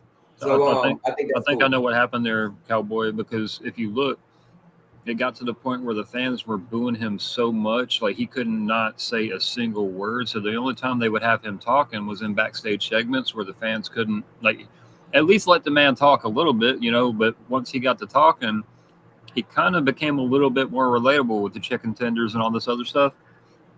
But fans also like, you know who else? Liv is a heel. Fans also like Liv too. Yeah, well, that's true. Yeah, they do like Liv. So the fact that they were actually letting him talk a little bit in backstage segments, I think, and they were keeping him out of the ring. Listen, energy. I still think this is the I think that kind of eased the fans into it. Like, psychologically, it worked, because that's. I'm telling you, this is the petition fans. You look at Friday. I don't out think of nowhere, Cody gets booed. I was like, what was that for? Oh, we'll get to that. We'll get to that. I was like, what? Yo, I hate the fans. Anyway, so let me go to let me see. Carlito maximizes his time. Lion said, he said, those new announce tables are assembled ready. Yo, those new announce tables, they look cool. And I don't know if they're going to continue to keep them, or is that just Mania? But at first I looked like, oh, these tables can't fall apart. But they collapse better. It's the old ones collapse sideways, where somebody getting hurt, they just go straight down. So these new tables, I did want to say something about these new tables, because they have not been broken until this weekend. Roman broke 2 of them. Braun Breaker and Carlito broke 1 of them. But the way these things collapse, the screens shatter. There's freaking wood fragments and splinters all over the place. These things don't just like fall apart in clean segments. These things break. I didn't notice like that. For me, I like the way that they go straight down. I remember you hear them crunching and collapsing. Like, these things are. I remember the old tables. I remember, never forget it, where Kurt Angle got hit with the pedigree, and the table slid, and my man went on his face. I was like, he went unconscious. Yeah, the old tables are kind of dangerous. But anyway, and then Lion said Dom needs to work out. Yeah, Dom, he could work out a little bit. I think he's got one of those bodies where, like, it's it for him. Like, I don't think he needs to work out, because it makes him work better as that chicken shit heel if he's not muscular. Well, here's the thing, guys. Say his name and he appears. You know what's funny? I was like, what if he's the guy that comes out, right? Never would have thought they would have did that. But I thought that was cool, and I still felt, I don't give a damn who comes out. They're not beating Randy. But I thought, man, this was just a good way to make it kind of like entertaining for WrestleMania, just because Joe Hendry gets that pop. I don't even know him at all, but I heard a bunch of my friends mentioning him, so I actually looked him up, and I got caught myself watching his videos, singing the song. Like, I don't know, I never seen a match, but he's just his song and everything. I watched a part of his interview with the Chris guy, Van Deet, or whatever his name is, and he was like, he was like, I purposely made that song to get the people to go along, to wave your hand. I'm just like, I don't know him at all, don't watch him, but I kind of got into the hype of like, yo, his song or whatever. But anyways, so I thought it was a decent opponent for Randy. At the end of the day, he has a big name outside of WWE, and he was in NXT that one time. So it was cool, and he's the TNA champion. So it was cool that Randy beat the TNA champion, but it did nothing special for Randy, to be honest with you. So it's like they obviously didn't know what to do, and I think it made sense. Instead of making Randy go against somebody from WWE with no story, might as well give it somebody like him, give the crowd a pop. Crowd went crazy. Randy hit him and then hit him again at the end with another RKO. But I hope they figure, okay, now we got to figure out what we do with Randy, because Randy's been back for a minute now. He looks amazing. He still could go. Still, he's the Viper, man, and we need the Viper to like. And plus, they was trying to make it seem like he was gonna go back to the old Viper. The voices in his head want to pumpkin people. So that was cool, but it really did nothing for Randy. It did nothing for Joe Hendry because he lost. So I felt like it was just one of those. It could have been like Doink the Clown coming out in the when he always come out in the Royal Rumble or something. It was just a silly, funny moment, and it did nothing for me. But I thought it was cool that they're showing this TNA partnership with WWE even more. So, what about you, Mike? Yeah, for me it did nothing because there are those of us who just watch WWE only. I don't know anybody outside of WWE, so that pop did nothing. I don't know. I was like, who the hell is this guy? So for those people, we're like, it does nothing at all. But for Randy, it was like a 3.5-minute match apparently, and that's their champion. So I don't feel like it's good for their champion. So he beat in like 4 minutes. I feel like that's not actually that good. But for the guy Joe Hendry, I'm sure he's happy to be at Mania or whatever. Right. But for Randy, I'm just gonna find something for him to do. I knew it was gonna be Nick Aldis. I knew that the guys coming back, quote unquote, it can't be them because they can't come back and lose right away. Nor Randy could lose right away. That'd be somebody. For me, it just was like, oh, okay, he's facing some guy. That's cool. That's it. Yeah. So I've never seen him wrestle, but I know I got a bunch of my friends. They go to indie shows and all type of stuff. So I kept hearing them mention him. I'm like, who the hell? Actually, Energy. It was in our We Wrestle Wednesday. Bio kept mentioning him a while back, and I think Rain was even mentioning him. I'm like, I don't even know who this dude is. So I think somebody even created him at one point. Like some of these people that come, it's interesting because it's like, and he was in the Royal Rumble too when Jay first came, and even Jacob and that big chick. What's the girl with the muscle chick who NXT now? Like when they come, it's big pop, and I'm like, who the hell are these people? So it doesn't do it for like us, just only WWE fans. Yeah, but it's good for fans who want that. Yeah. See, I will say too, I was excited about Jacob Fatu coming in, and Cowboy was like, "Don't nobody know these people." And what did I say, Cowboy? You are gonna know his name. You're right, but at first we don't know those. But there's reason when some people get excited that somebody's coming in. There's a reason for it. This match it don't always work though. So with this match, I'm going to put a little asterisk here because I know it wasn't. We all knew Randy was going to win no matter who he was facing. It's all about who was coming out. And I will say I don't remember if it was on this stream or if it was on like talking to one of the guys at work. I did mention Joe Hendry it'd be cool if Joe Hendry came out, and every time I mentioned it, I'd get told, "Man, you're crazy. Don't nobody want to see the TNA champion come out at Wrestle Mania." I was okay, so I got shut down on that every time I even brought it up. But what happened? I actually said that once, but I didn't even know he was a TNA champion. So apparently there was a story here. Joe Hendry was supposed to have a feud going into Mania, and it got shut down because apparently, word is, one of the TNA executives didn't think he should take a loss. But things happen. KO announced a career-threatening injury just a couple of weeks before this, when there was a big blood feud being built up. I think the match that they should have set up, had KO stayed healthy, would have been a no-holds-barred match, because you could have had the dynamic of KO trying to do the pile driver and Randy trying to do the punt kick, make it a no-holds-barred match, make both of those moves legal and see who gets theirs off first. That would have been the story to tell. But with 2 weeks to go and an injury interfering, you can't really tell that serious of a story with that short of a time frame. So this was the perfect segment of the show to throw a little fun, throw something fun in there, let Randy have a good time, let the fans get acquainted with Joe Hendry. And Triple H even said when he was back in Gorilla, he looked at Joe Hendry and told him, "Look, this is you are going to be at WrestleMania again. Soak this all in because it only gets tougher from here. This is probably going to be the easiest WrestleMania match you're ever going to have in your life. Go out there, have a good time, soak it in, and let's see where we can go from here. But I know they are wanting to bring Joe Hendry in at some point when his TNA contract expires.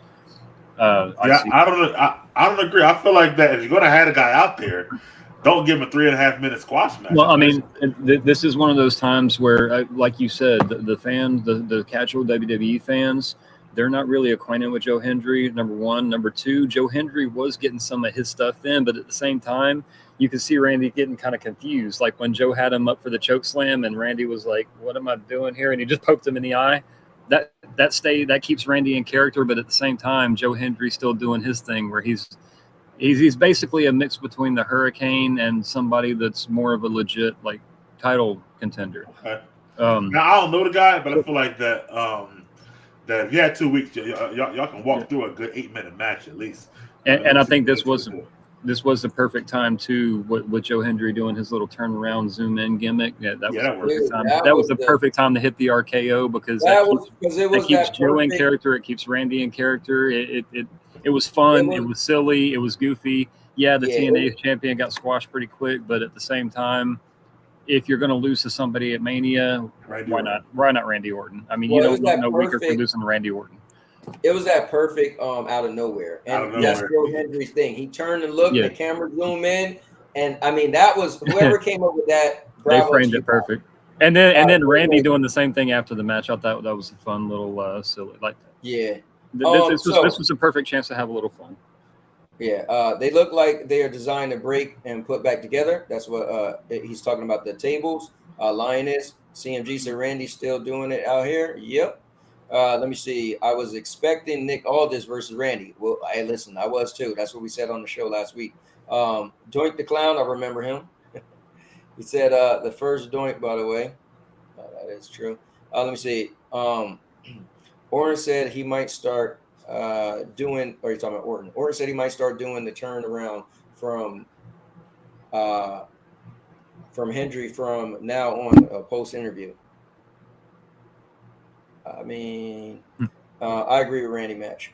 All right, thanks, Dave. I do have to say something about them tables. The old tables, they were assembly ready. They would break them and literally put them back up together for the next match. These new tables, they broke, they stay broke. They did that Michael Cole in them. After that table broke, it stayed broke for the rest of the Mania. I feel like they had another table up. Mm-mm. I remember one of the tables were broke, and then I thought they had another table. I was like, oh, I guess they must have brought them a new table. Go watch it back. All right, let's see. So this was cool for me. I'm gonna say this live in front of everybody, bro. I like Logan Paul, man. I like his style of I like that he's like the outside WWE guy, but can wrestle. I like that he's a YouTuber, that he's a entrepreneur. I like that. I like his vibe of trash talk that is not wrestling style, but it's everything he's saying makes sense. He could back up everything. He has my new favorite finisher right now. Didn't do it as flush yesterday, but man, I'm liking Logan Paul, and I thought there was no way in hell AJ Styles was going to beat him. It just didn't make sense. So it just, you know what? Once Logan said he's here now, I just felt like, dude, where are you going to push with? Well, of course you could make AJ go have a title run, of course, but it was like, don't do that to Logan. Give Logan that rub. So I thought they had a good match, man. I thought they had some good spots. I thought it was cool. He came out, took a long time, had the drone come out, catch it. I mean, even his songs even getting catchy to me. Yeah, I thought it was cool. I thought Logan was good for me. And AJ did his thing. AJ is amazing. Dare I say he's phenomenal. So they had a great match, as I thought they would. Yeah, I don't know. I think it was cool for me, and I love the outcome. So yeah, and name Momma knows. Go ahead, Mike. I think for me, I do like Logan Paul. Actually, always has been out. I think he's become a good wrestler. His song has changed like 3 times. I can't even keep up. To be honest with you, but this was not too bad. I like this the drone thing and him. My only issue is it's one of those matches again where it had no real good story to me at all, and they had a good solid wrestling match. But I'm used to Logan Paul throwing a crazy spot in the match. I feel like that's why he's there, because he's not an everyday wrestler. So when he comes for these like PLEs or manias, he has some sort of like crazy spot off the top to the side tables or something crazy. They had a solid wrestling match, which was fine, but I expect more out of Logan Paul, especially when like there's no real story to be told. And you never can know like, where does Logan go from here? You don't know because you don't know when Logan's gonna be back or when is he coming back. So it's kind of like him beating AJ. I only have a problem with it. I don't know what it sets up for Logan because he's not often enough. So I wish in this is I wish AJ would have won. However, the match was solid, but it wasn't phenomenal. How about that? Mike, you don't watch the press conference, do you? I didn't watch night twos. No. Okay, because they actually asked Logan that same question. Like, yo, what's up? Like, are you full time? I heard you say you was full time. And his response was interesting. He said, listen, I wrestle whenever Triple H want me to. Triple H hit me up and said, I need you for this, I need you for that. He's like, but I'm ready to go. He was like, whenever they want me, I'm there. He was like, I am full time. He was like, but I did do what Triple H want me to do. I was like, oh. I mean, I get that, but for me, it's like it lacks. Like he had some decent stories. LA Knight, they had a great story because he went to his house and all that stuff. So KO was a good story. This one was kind of like, I don't know, they put it together too late or something like that. But it wasn't a great story here. Unless the only way you can do it is if you decide to keep it going with him and AJ or something like that. Then it kind of works. But again, match wise, I felt like this was one of Logan's lesser performances, even though it was still a good solid match. Right. All right, go ahead, Energy. So throughout the years, and I'll tie it in, just bear with me on this one for just a minute. Throughout the years, I've been one of those people where I never thought John Cena was a great wrestler. I haven't been a big fan of his gimmick, but I do respect the fact that he works hard. He puts the effort into making people better. He does come in, he works his ass off, promoting or working in the ring, all of that good stuff. Logan Paul is one of those people, like I said earlier, he's a detestable person. He does some of the dumbest shit just for internet clout. Him and his brother both, I've never liked either one of them, but I can respect the fact that he's not like your typical celebrity coming in and phoning it in or treating this like a fun little gimmick. He's actually coming in, putting in the work, and trying to make sure that his in-ring body of work speaks for itself. He does have some flashy moves. He does have a gimmick that actually fits his personality. And at the end of the day, I think this match could have gone to AJ and it wouldn't have hurt Logan all that much because AJ is that wily veteran. And I think the bigger story here wasn't necessarily between AJ and Logan. It was more between AJ and Karrion, because Karrion's trying to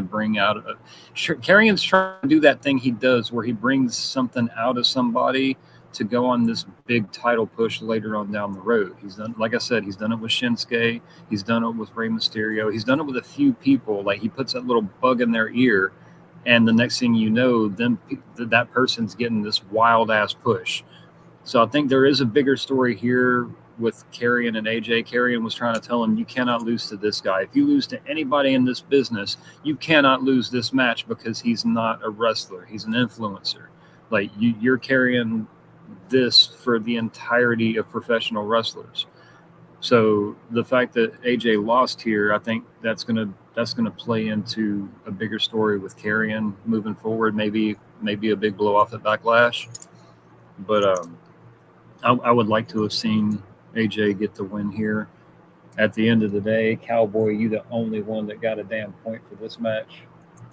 But I'm just saying, bro. I'm just saying. Oh, but speaking of that, real quick, I'm gonna read this real quick, and I got something for y'all. Let me see. Okay, so Dave said Logan's athleticism is what's carrying him, but his character is whack. to me, but he definitely makes some incredible moves. And to have an incredible veteran like AJ in the match is genius. And he said, and the three-way with Bianca, Io, and Rhea was the match of the weekend for me. And then he said, I agree with Energy about Cena, and he said it best. Logan and his brother are not likable. They got into the business and boxing for clout. I think they did start like that, but they was also like teenagers. I think kind of got to get over that at some point.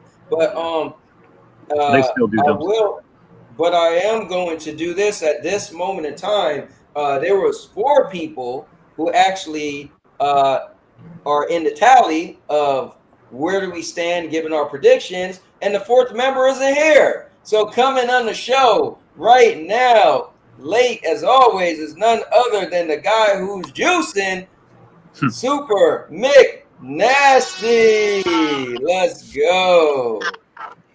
What's up, man? Apologize about that, boys. Apologize about that. But either way, just continue the same flow of the show, and then I'll just jump in there. Cool. Go So ahead and you throw would be McNasty in front of me so I can keep the tally thing going at the end. Oh yeah, yes, yep.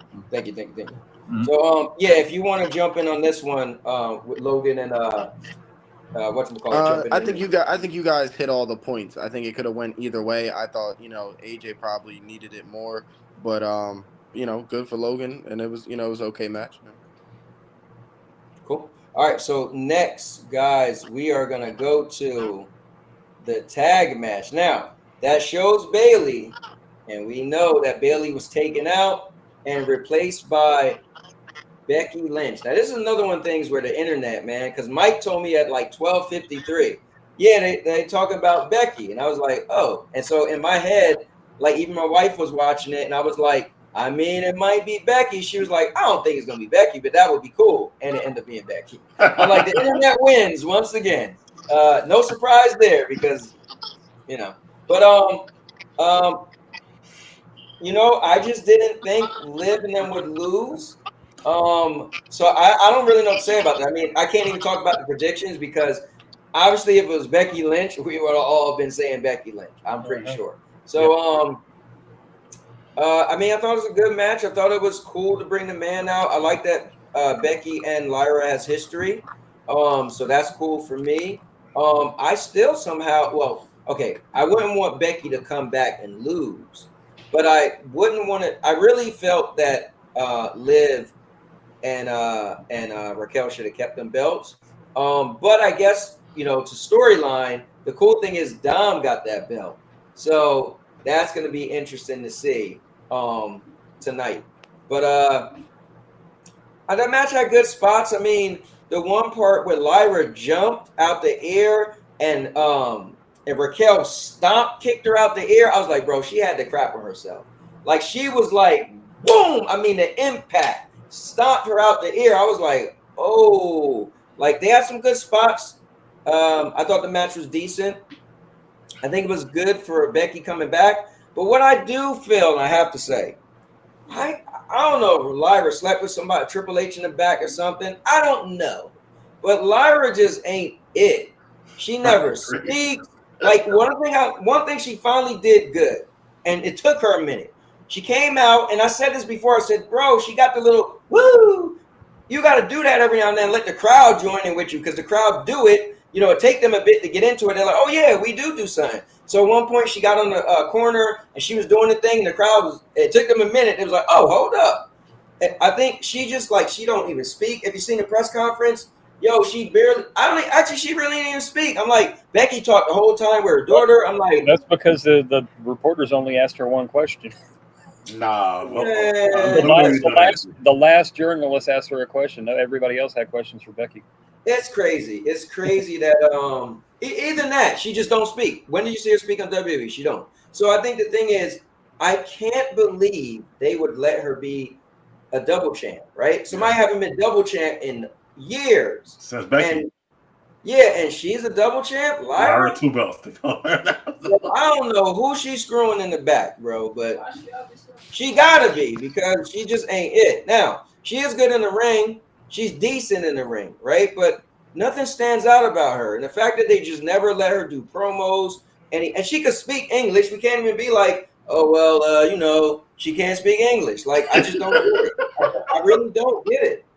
I don't get it. But anyway, that's what I'll say about that. What about you, Big Mike? Oh man.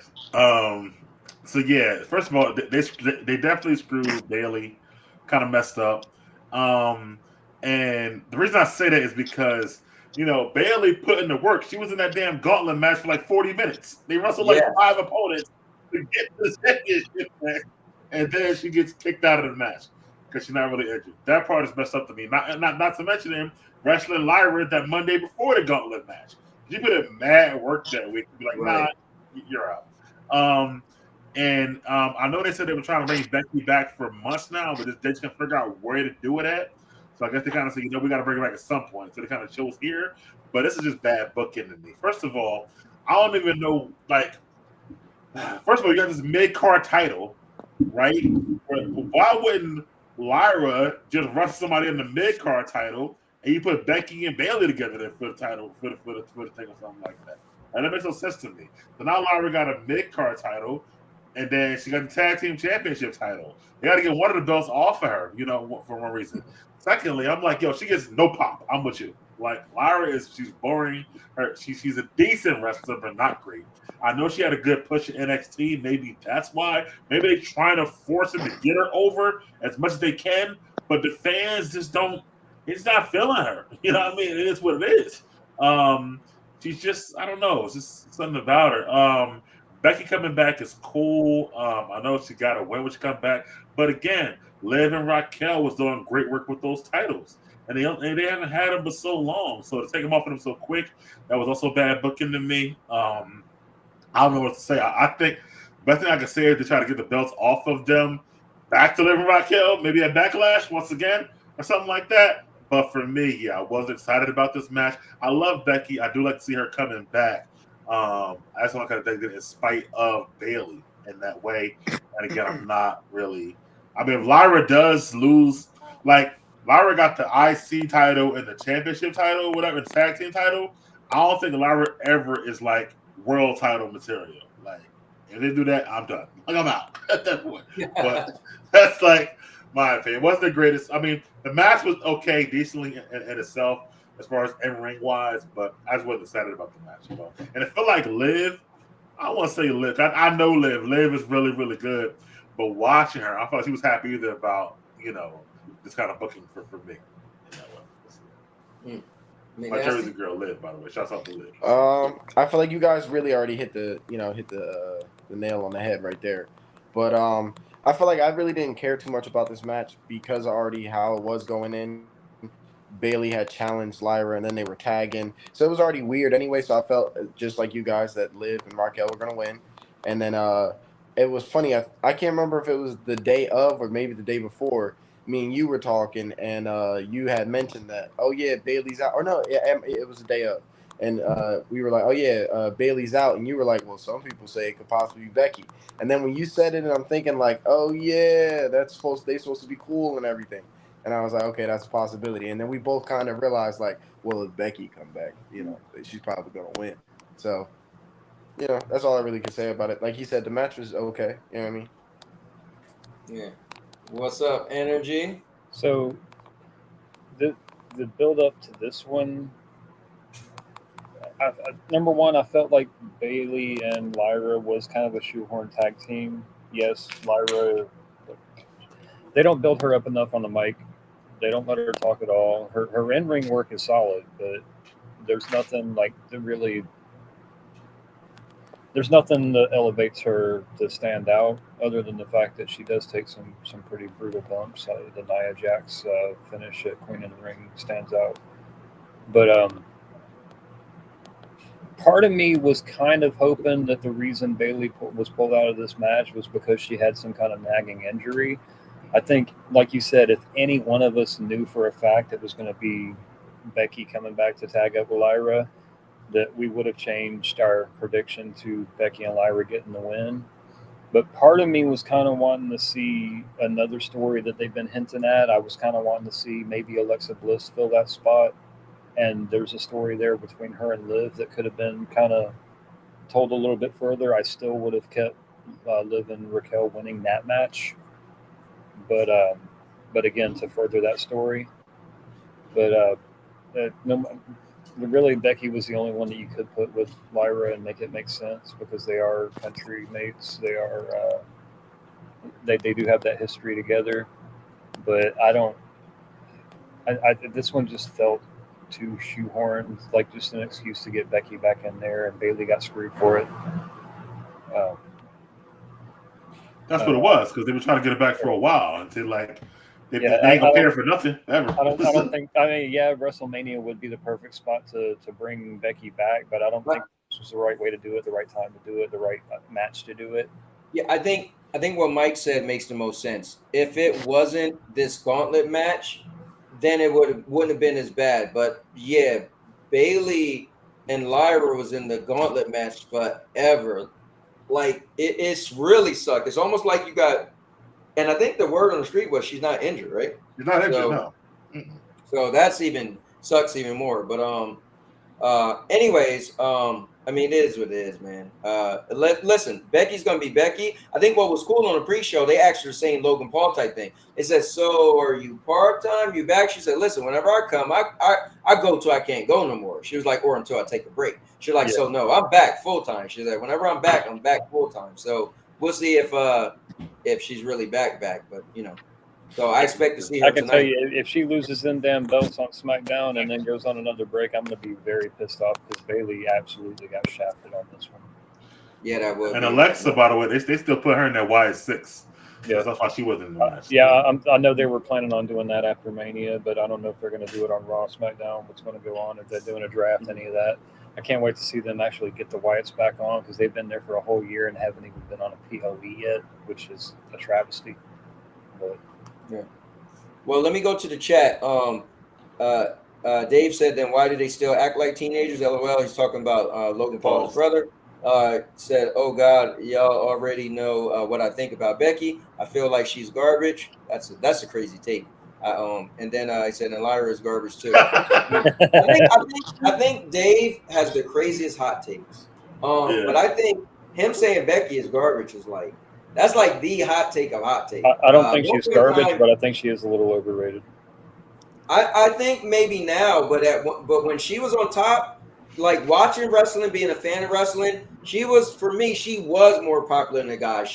Her gimmick just was like, I felt like she was the second coming of Stone Cold or something. Like, it was dope, you know? And so I don't work her. And you were wrestler energy, but I think watch her work herself. I think she's a great worker. She's a great worker, but there's something about her to me that I respect the fact that what really got her was whenever Nia made her face explode and she finished the match. Right. And she kept that energy going and used that momentum and showcased what she could do in the ring. I appreciate that she was able to carry that momentum and keep it going. But there's something, it's just like Bianca with me. I think there's something about Bianca. I can't put my finger on it. That it's just like people put her on this level, and I think she's just a step below. I don't know. Okay. I don't see that either. That's crazy. But anyways, we'll be. This is a whole nother show. So let's move on. I couldn't even comment. But I was like, wow. Yeah. Damn, I guess I will say during that match though, during the tag match, I did fall asleep during that match, and I woke up when Stone Cold's music hit. So I mean, I literally fell asleep when Becky's music hit and Liv Morgan ran away. I didn't see the match. I got to go watch it back. So you asked something. You said maybe Carlito had hit somebody. I almost think Stone Cold hit somebody. Whenever he crashed into the barricade, when he crashed the barricade and he was in the ring and they came back. One lady, the look on her face was super concerned. You couldn't see the dude. Like there was a guy standing there, like he was talking to them. Like that guy was Nick Khan. Yeah. So, but I ain't gonna lie though. You guys got to go watch it back. Even when they show it, there's a replay on it. The lady clearly is still standing after the impact of the barricade. And then it was like, as soon as we get a good camera angle, she then like falls down. So you're like, whoa, what happened? But if you watch it back, she was. I don't think it hit her the same way everybody thinks it did. Yeah, so for me, I don't think it hit her. Whoever you couldn't see next to her, because whoever the official was standing in front of somebody, she had that look on her face like, oh, as if something happened to somebody else. That's the way I took it. So I took whoever was next to her that you couldn't see, like because when you seen they showed the ground, it literally did push the barricade in. Like it was pushed back. I don't know if somebody got hurt. I don't know if it hit their knees, but it looked like somebody may have got. Stone Cold kind of bumped her whenever he fell off the four-wheeler. He kind of shoulder checked her. That's why he came back over after he got out the ring and went and checked on her real quick. Oh yeah, I don't know, but it hit the barricade and pushed the barricade in. So, but anyway, I just wanted to bring that up. Now, guys, we're about to go to the big boy. What we all came for. Dun, dun, dun, dun. Let's go. The last time is now. Avenue. All right, sorry. I'm fanning out real quick. Hold up. Oh, put myself in the bottom. All right. Let's get this together since I just messed it up. Get it together. Anyways. All right, there we go. So, wow, man. Hold up. Before we go, let me read the last thing Dave said, I'm riding with energy. Compare her to somebody like Bianca or Rhea or even Io, even Bailey. To me, there's nothing exciting about Becky. All right. I'm going to leave that alone. Anyways, next thing you know, he's going to say Charlotte Flair is garbage. But anyway, I'm going to leave that alone. Now, I know you don't like Charlotte either. But, man, I will say this flat out. This match wasn't good. But I feel like Cena hasn't wrestled in a long time. Cena is also, when we talked before, like, oh, Cena can't wrestle. Like, bro, Cena's a big dude. He's not going to wrestle like good wrestling, right? But I feel like Cody wasn't at his best for some reason. The energy of this match was down for me. But I wanted Cena to win. I also, so I got what I wanted, 17-time champion, but I feel like the finish, like I wanted him to cheat, right? I didn't need him to beat Cody straight up. And he was actually looking like he was tearing Cody up. He hit Cody with so many moves where I thought, oh, is he about to just beat Cody? But I don't know. I wanted him to cheat, but I almost feel like the way it ended up happening, I kind of didn't like it. But at the end of the day, Cena's going to be gone. And I once said, I think me and McNasty said, look, if Cena's going to be gone, you know we ain't getting both. We're not going to get him to be heel, and we're not going to get him to be 17-time champ. It's going to be one or the other, so you got to take what you get. I got both. So at the end of the day, yes, I don't think it was the greatest match. I don't think the payoff was good enough. I think The Rock, and let me go on a little rant. I know Dave liked The Rock. How about that? I think The Rock being a part of this ruined it. I feel like Rock not coming out, like Travis Scott coming out, that should have been The Rock.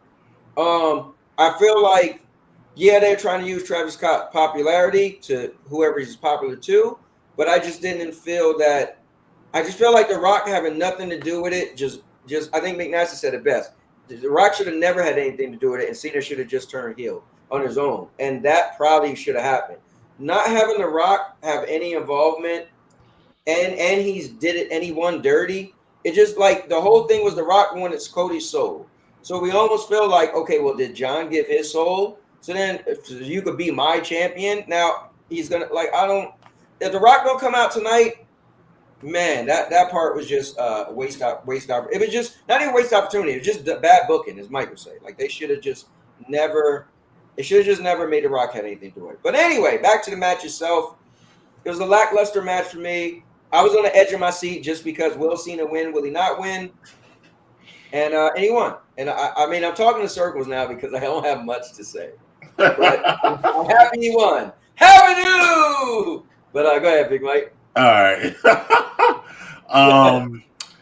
I think once he won Elimination Chamber, he was always going to win this at Mania because they want him to break their recognized record or whatever like that. So I feel like that was always going to happen. But the match, like you said, I mean, Cena's didn't look good versus Solo 2 years ago.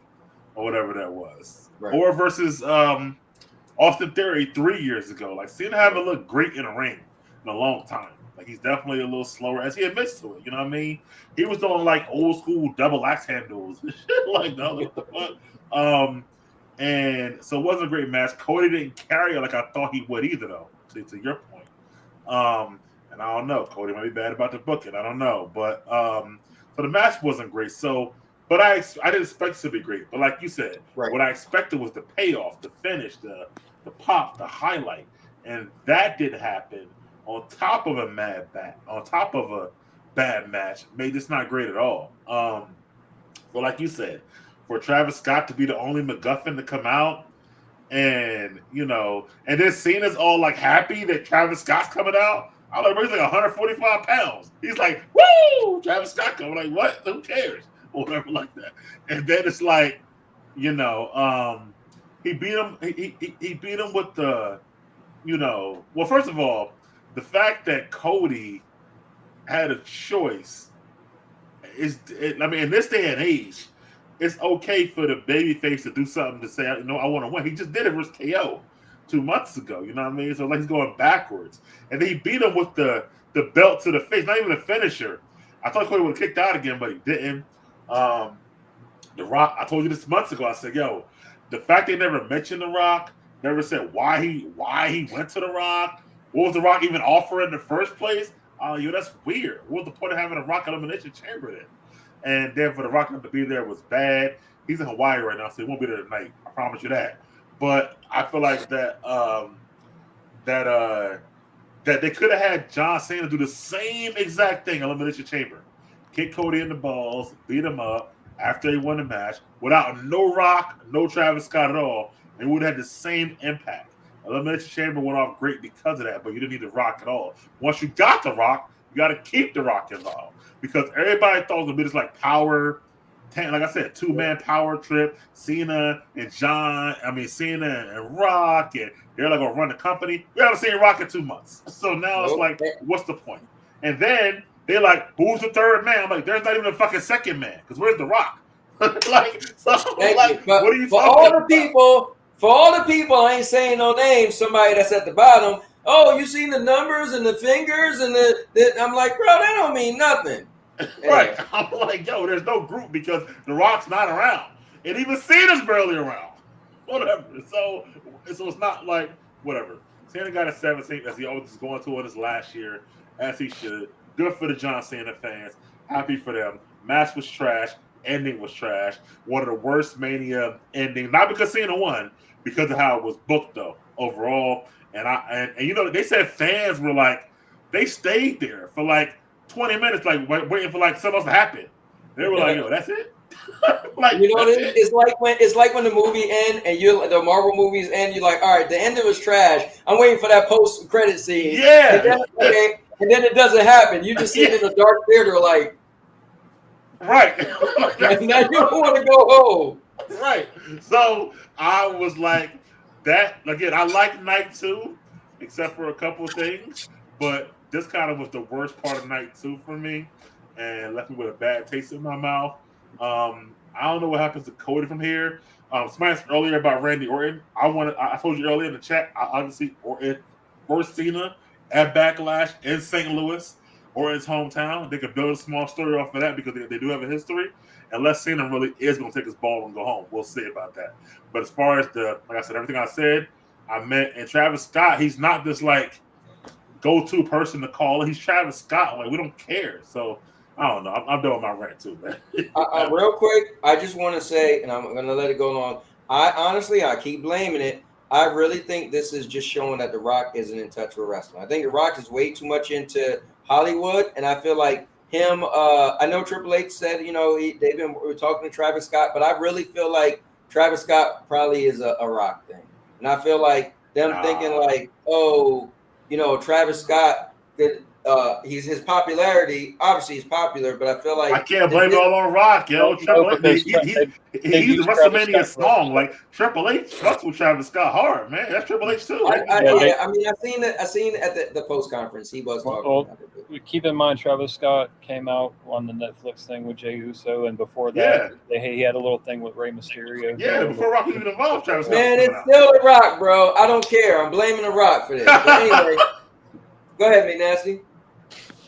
I feel like I'm gonna sound, just like y'all, but I'm a little more appreciative than I feel like y'all are, even though you still have some energy up there. But yeah, the match was anticlimactic. Yes, that's very true. Like the match wasn't this big, memorable match, but I think because of that, we're now looking a little too deep. Like, oh, I think Cody was a little off. The top dude who's been around for the last couple of years, and then I think John's off. Now, I would agree with that if this was the John that was just coming from Hollywood and all that, but he's been back for a little bit, so I don't think that he was off. I think it was done purposely. I think it was done purposely to be anticlimactic. Like, I think that was the whole key to it. It was to make you kind of feel like, damn, that was it. Like, yo, this whole John Cena being bad, like, he's trying to, like, really play into it. And I think that was just a part of it.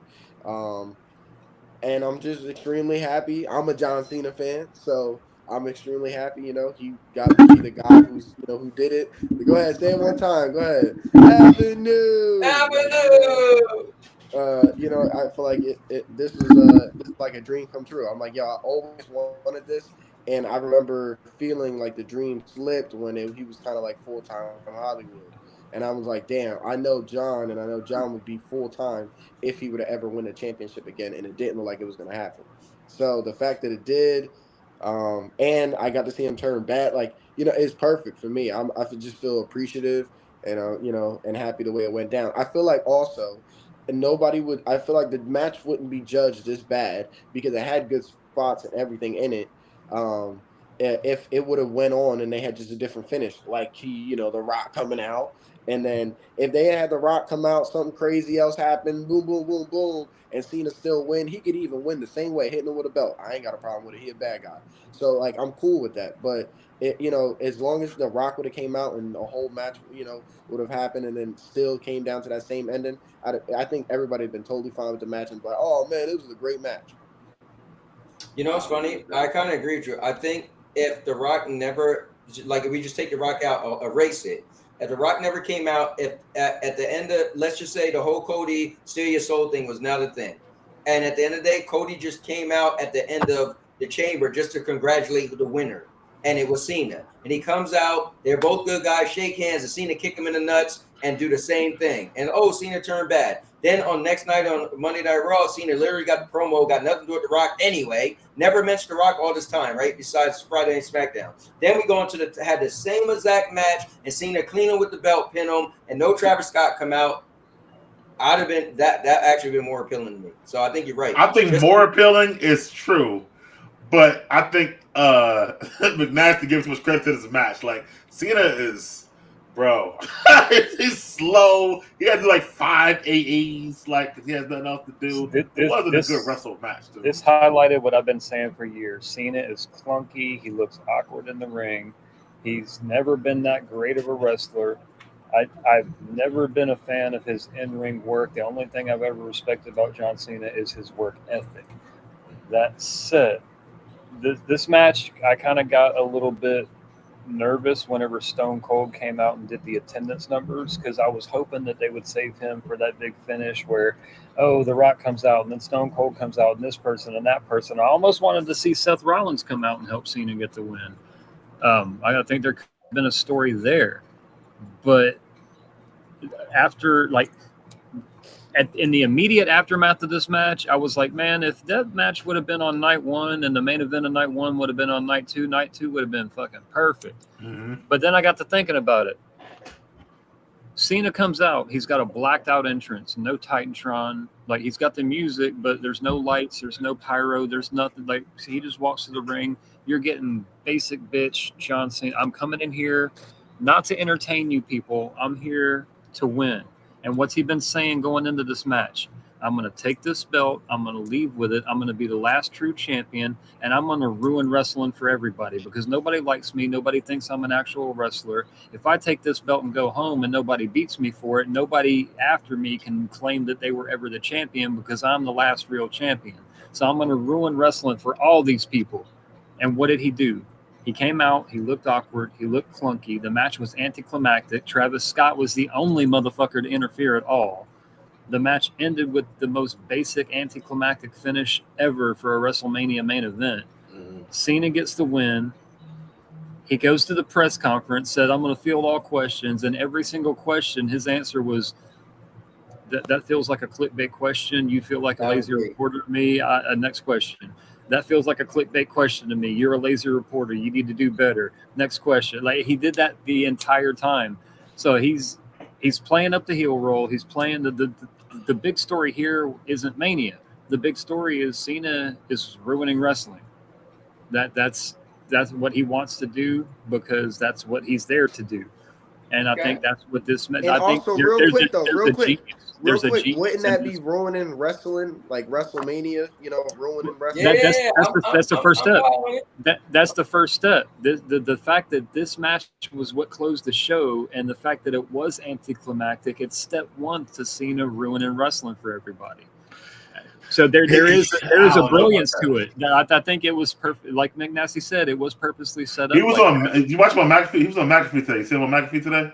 No, I got off work. I fell asleep, so I could actually. So he said, "I'm not stupid." He's like, "I'm not going to ruin wrestling. Wrestling going. I'm taking his belt and going home with me." So he's not ruining wrestling. He said. But I think his storyline energy does have a point. I don't think that was the case, energy, but I think energy. That would be cool if that was the case. I don't think it was meant to be that the match was kind of lackluster. I just think Cena haven't wrestled in a long time, and him and Cody Styles just don't work good together. They probably needed more time to gel. But I think this match was meant to be lackluster. But I don't like think I said, Cena can have a great match anymore. I think it hurts Solo. I think it hurts Austin Theory. He's not that good anymore. He never was. I mean, I think he was better than what he is now. No, he was better than what he is now, but he never was good. I think he's by far not the greatest of all time. I think John Cena's again, like I said, his build. I think he's good for his build. I think John Cena, that big guy. I think that's the way he probably should wrestle, right? He just like do the hard moves, hit you, boom. I never had a problem. I never felt that Cena couldn't wrestle as it like. Other people feel he can't wrestle. I'm like, bro, it's John Cena. Look at him. Like, what you want him to do? A shooting star press? I think it was Target last night. See, but that's crazy to say that because Brock is like way better wrestler than Cena. Brock was a collegiate multi-champion. Yeah, you can't say because it's a builder. You can have a big build and be a good wrestler. No. Meaning the way Brock wrestled is because he used to wrestle, right? So all the stuff he could do. Cena was like a bodybuilder, just a stiff. And Brock wasn't as big as Cena. Brock was bigger than Cena, bro. No, he's talking about the Brock. Physically bigger, yeah, but as far as like popularity. I was talking about bigger, like size wise. Yeah, but the Rock is bigger than Cena now. No, he said he's talking about Brock. He's talking about Brock Lesnar. Yeah, Brock Lesnar. But I went to work last night, and I think it was Target said something about now that Cena's got 17 wins, can we say he's better than Ric Flair? I said no, because I mean just because he's got more title wins doesn't mean he's better. Ric Flair was one of the greatest wrestlers of all time. He's on the Mount Rushmore. Anybody worth their salt will put him on a Mount Rushmore of great wrestlers of all time. I'm about to give you a hot take, and not to mention. The real number for Ric Flair, there's far more than 16 world titles for Ric Flair. Just because WWE doesn't acknowledge them all doesn't mean Ric Flair didn't have them. Here, I got a counter for you. Here's my problem. For all what you just said, for all the people like, they got Charlotte Flair 2 NXT wins, you got those legit titles. So if Ric Flair could have all these other belts from all these other places, not even WWE. Okay, maybe he might left out some when he wrestled in a couple gyms or something. I don't know. No. Here's the thing. Cena was only in Ohio Valley before he came to WWE. They recognize some of the 16 is from NWA, Mhm. but some they don't recognize is also from NWA. So I understand why they pick and choose. Well, there's some of them from like New Japan Doesn't and make any stuff. sense. He's got legit world titles that have been defended all Either over way- the world. That's a world title, but they don't recognize them. So Either way, I think that's why John is the GOAT. And even if we want to be more specific, of WWE, John is one of the GOATs of WWE. I will give you that. He's got Not the GOAT, but one of the 17 GOATs. different world title reigns in one company. that I'll give him, but he's not. He's still not the GOAT. Because He's still- if you He's beat- not a if better you- wrestler than Brock Lesnar. He's not a better wrestler than Bret the Hitman Hart. He's So not a listen. better wrestler than The Undertaker. He's not. But I think John Cena has as little claim to be the GOAT of wrestling as Michael Cole has the GOAT of announcing. But They're but they're this is both trash. Sports entertainment, though. This is I'm They're talking both like total trash. package. I think almost all those people you named, John Cena is a better total package than them. Yep. I disagree. Here's my thing. Reason why I can't go so hard for Ric Flair, because it's the same reason you take somebody in WWE that'll never win a championship, they go to AEW and now they champion. I feel like Ric Flair went to so many different promotions. It's like, bro, you the hot thing, so we're just gonna give you the title. Those ain't like legit. Yeah, but Anthony, you're not answering my question. Why do they recognize some from WCW and some not from WCW? Why recognize any at all then? And part of that too is until today. So until today, I never knew there was titles that they didn't recognize for Ric Flair. I didn't know. There's 23 titles. It's some are NWA, some are WCW, but some they recognize NWA, some they don't. It's like but it has to be a world title. Was it a world title? World or is title. it It's got 23 world championships he won in Ric Flair. And part of it too, Cowboy is because that's like for WWE. I think John's on the Mount Rushmore. I don't like doing GOATs because that's subjective, but John's definitely one of the top 4 of all. I wouldn't even put him there. I could say Stone Cold and Hogan had a higher height to him as far as popularity.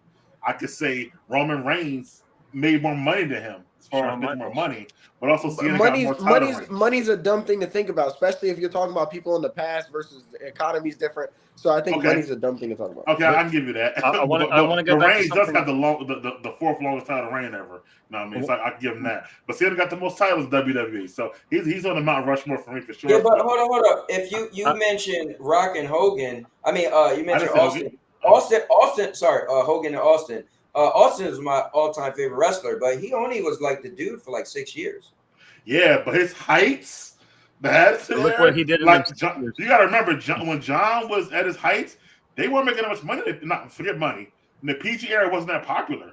Mm-hmm. Like they lost fans during John's reign a lot of the times. And that started a downturn. The ruthless aggression era between the Attitude Era and the PG era, that was like the downturn. But I want to go back to something Cowboy said, because you said something about people leaving the company and being great in all these other companies. But part of that is because the wrestling business has always been kind of petty. I mean, look at whenever Dusty Rhodes came over to WWF, whenever Vince McMahon had him dressed in polka dots just to embarrass him. Dusty was a legit guy, you know. He was a fan favorite all around the world in every promotion he's ever been to. Hey, what time Raw come on? It's about to come on now. A minute and 55 seconds. But yeah. A lot of that is pettiness within the wrestling industry, just like Vincent or Virgil. He was Virgil in WWF. Hey, nobody cares about that. But you get what I'm saying. You get what I'm saying, man. End of the day, tally it up. Second day, Cowboy, you only had 3 right. You fell off from the first that night. Makes sense. Big Mike, you had 4 right after you changed your vote to Dom, so we'll give you that one. McNasty had 3 right on night 2, and I had 4. That brings the total tallies. Big Mike, you had 8 right for the whole weekend. McNasty, you had 8 right for the whole weekend. Me and Cowboy both had 9 right, and I'm putting the asterisk there because I did mention Joe Hendry being a possibility. So I'm going to throw that out there, the little asterisk. But yeah, did you say that on the show? I don't remember if I did or not. I'd have to watch your show. You might want to erase that then. I know I've said it back. Yeah, I mean I said it to my wife, but I'm not gonna bring that up because she wasn't on the show. But look, good stuff, guys. I would go back and forth and prove that I probably won out of energy, but we'll do that some other time. We'll handle that Wednesday night. So yeah, listen, we'll be there. But look, let's see who wins more. Mike. I want to thank you for coming on, McNasty. I want to thank you for coming on, Energy. I want to thank all the people that was watching. This was definitely cool. I'm liking this, man. We might have to do it more often, but let's go watch some Raw. All right, man. Talk to you later. 23 seconds, y'all. Avenue! Let's go. All right, guys. Thanks for watching. I'll see you guys in the next one. With that being said, and now your mama. Write it down. Yeah, buddy. That was fun. It was fun. All right, later. Yep.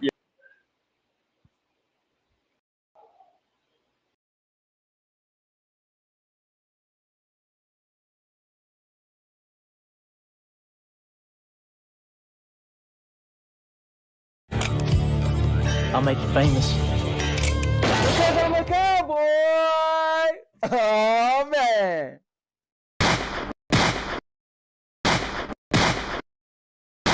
And now your mama knows. Bruce, unleash the baby god dragon!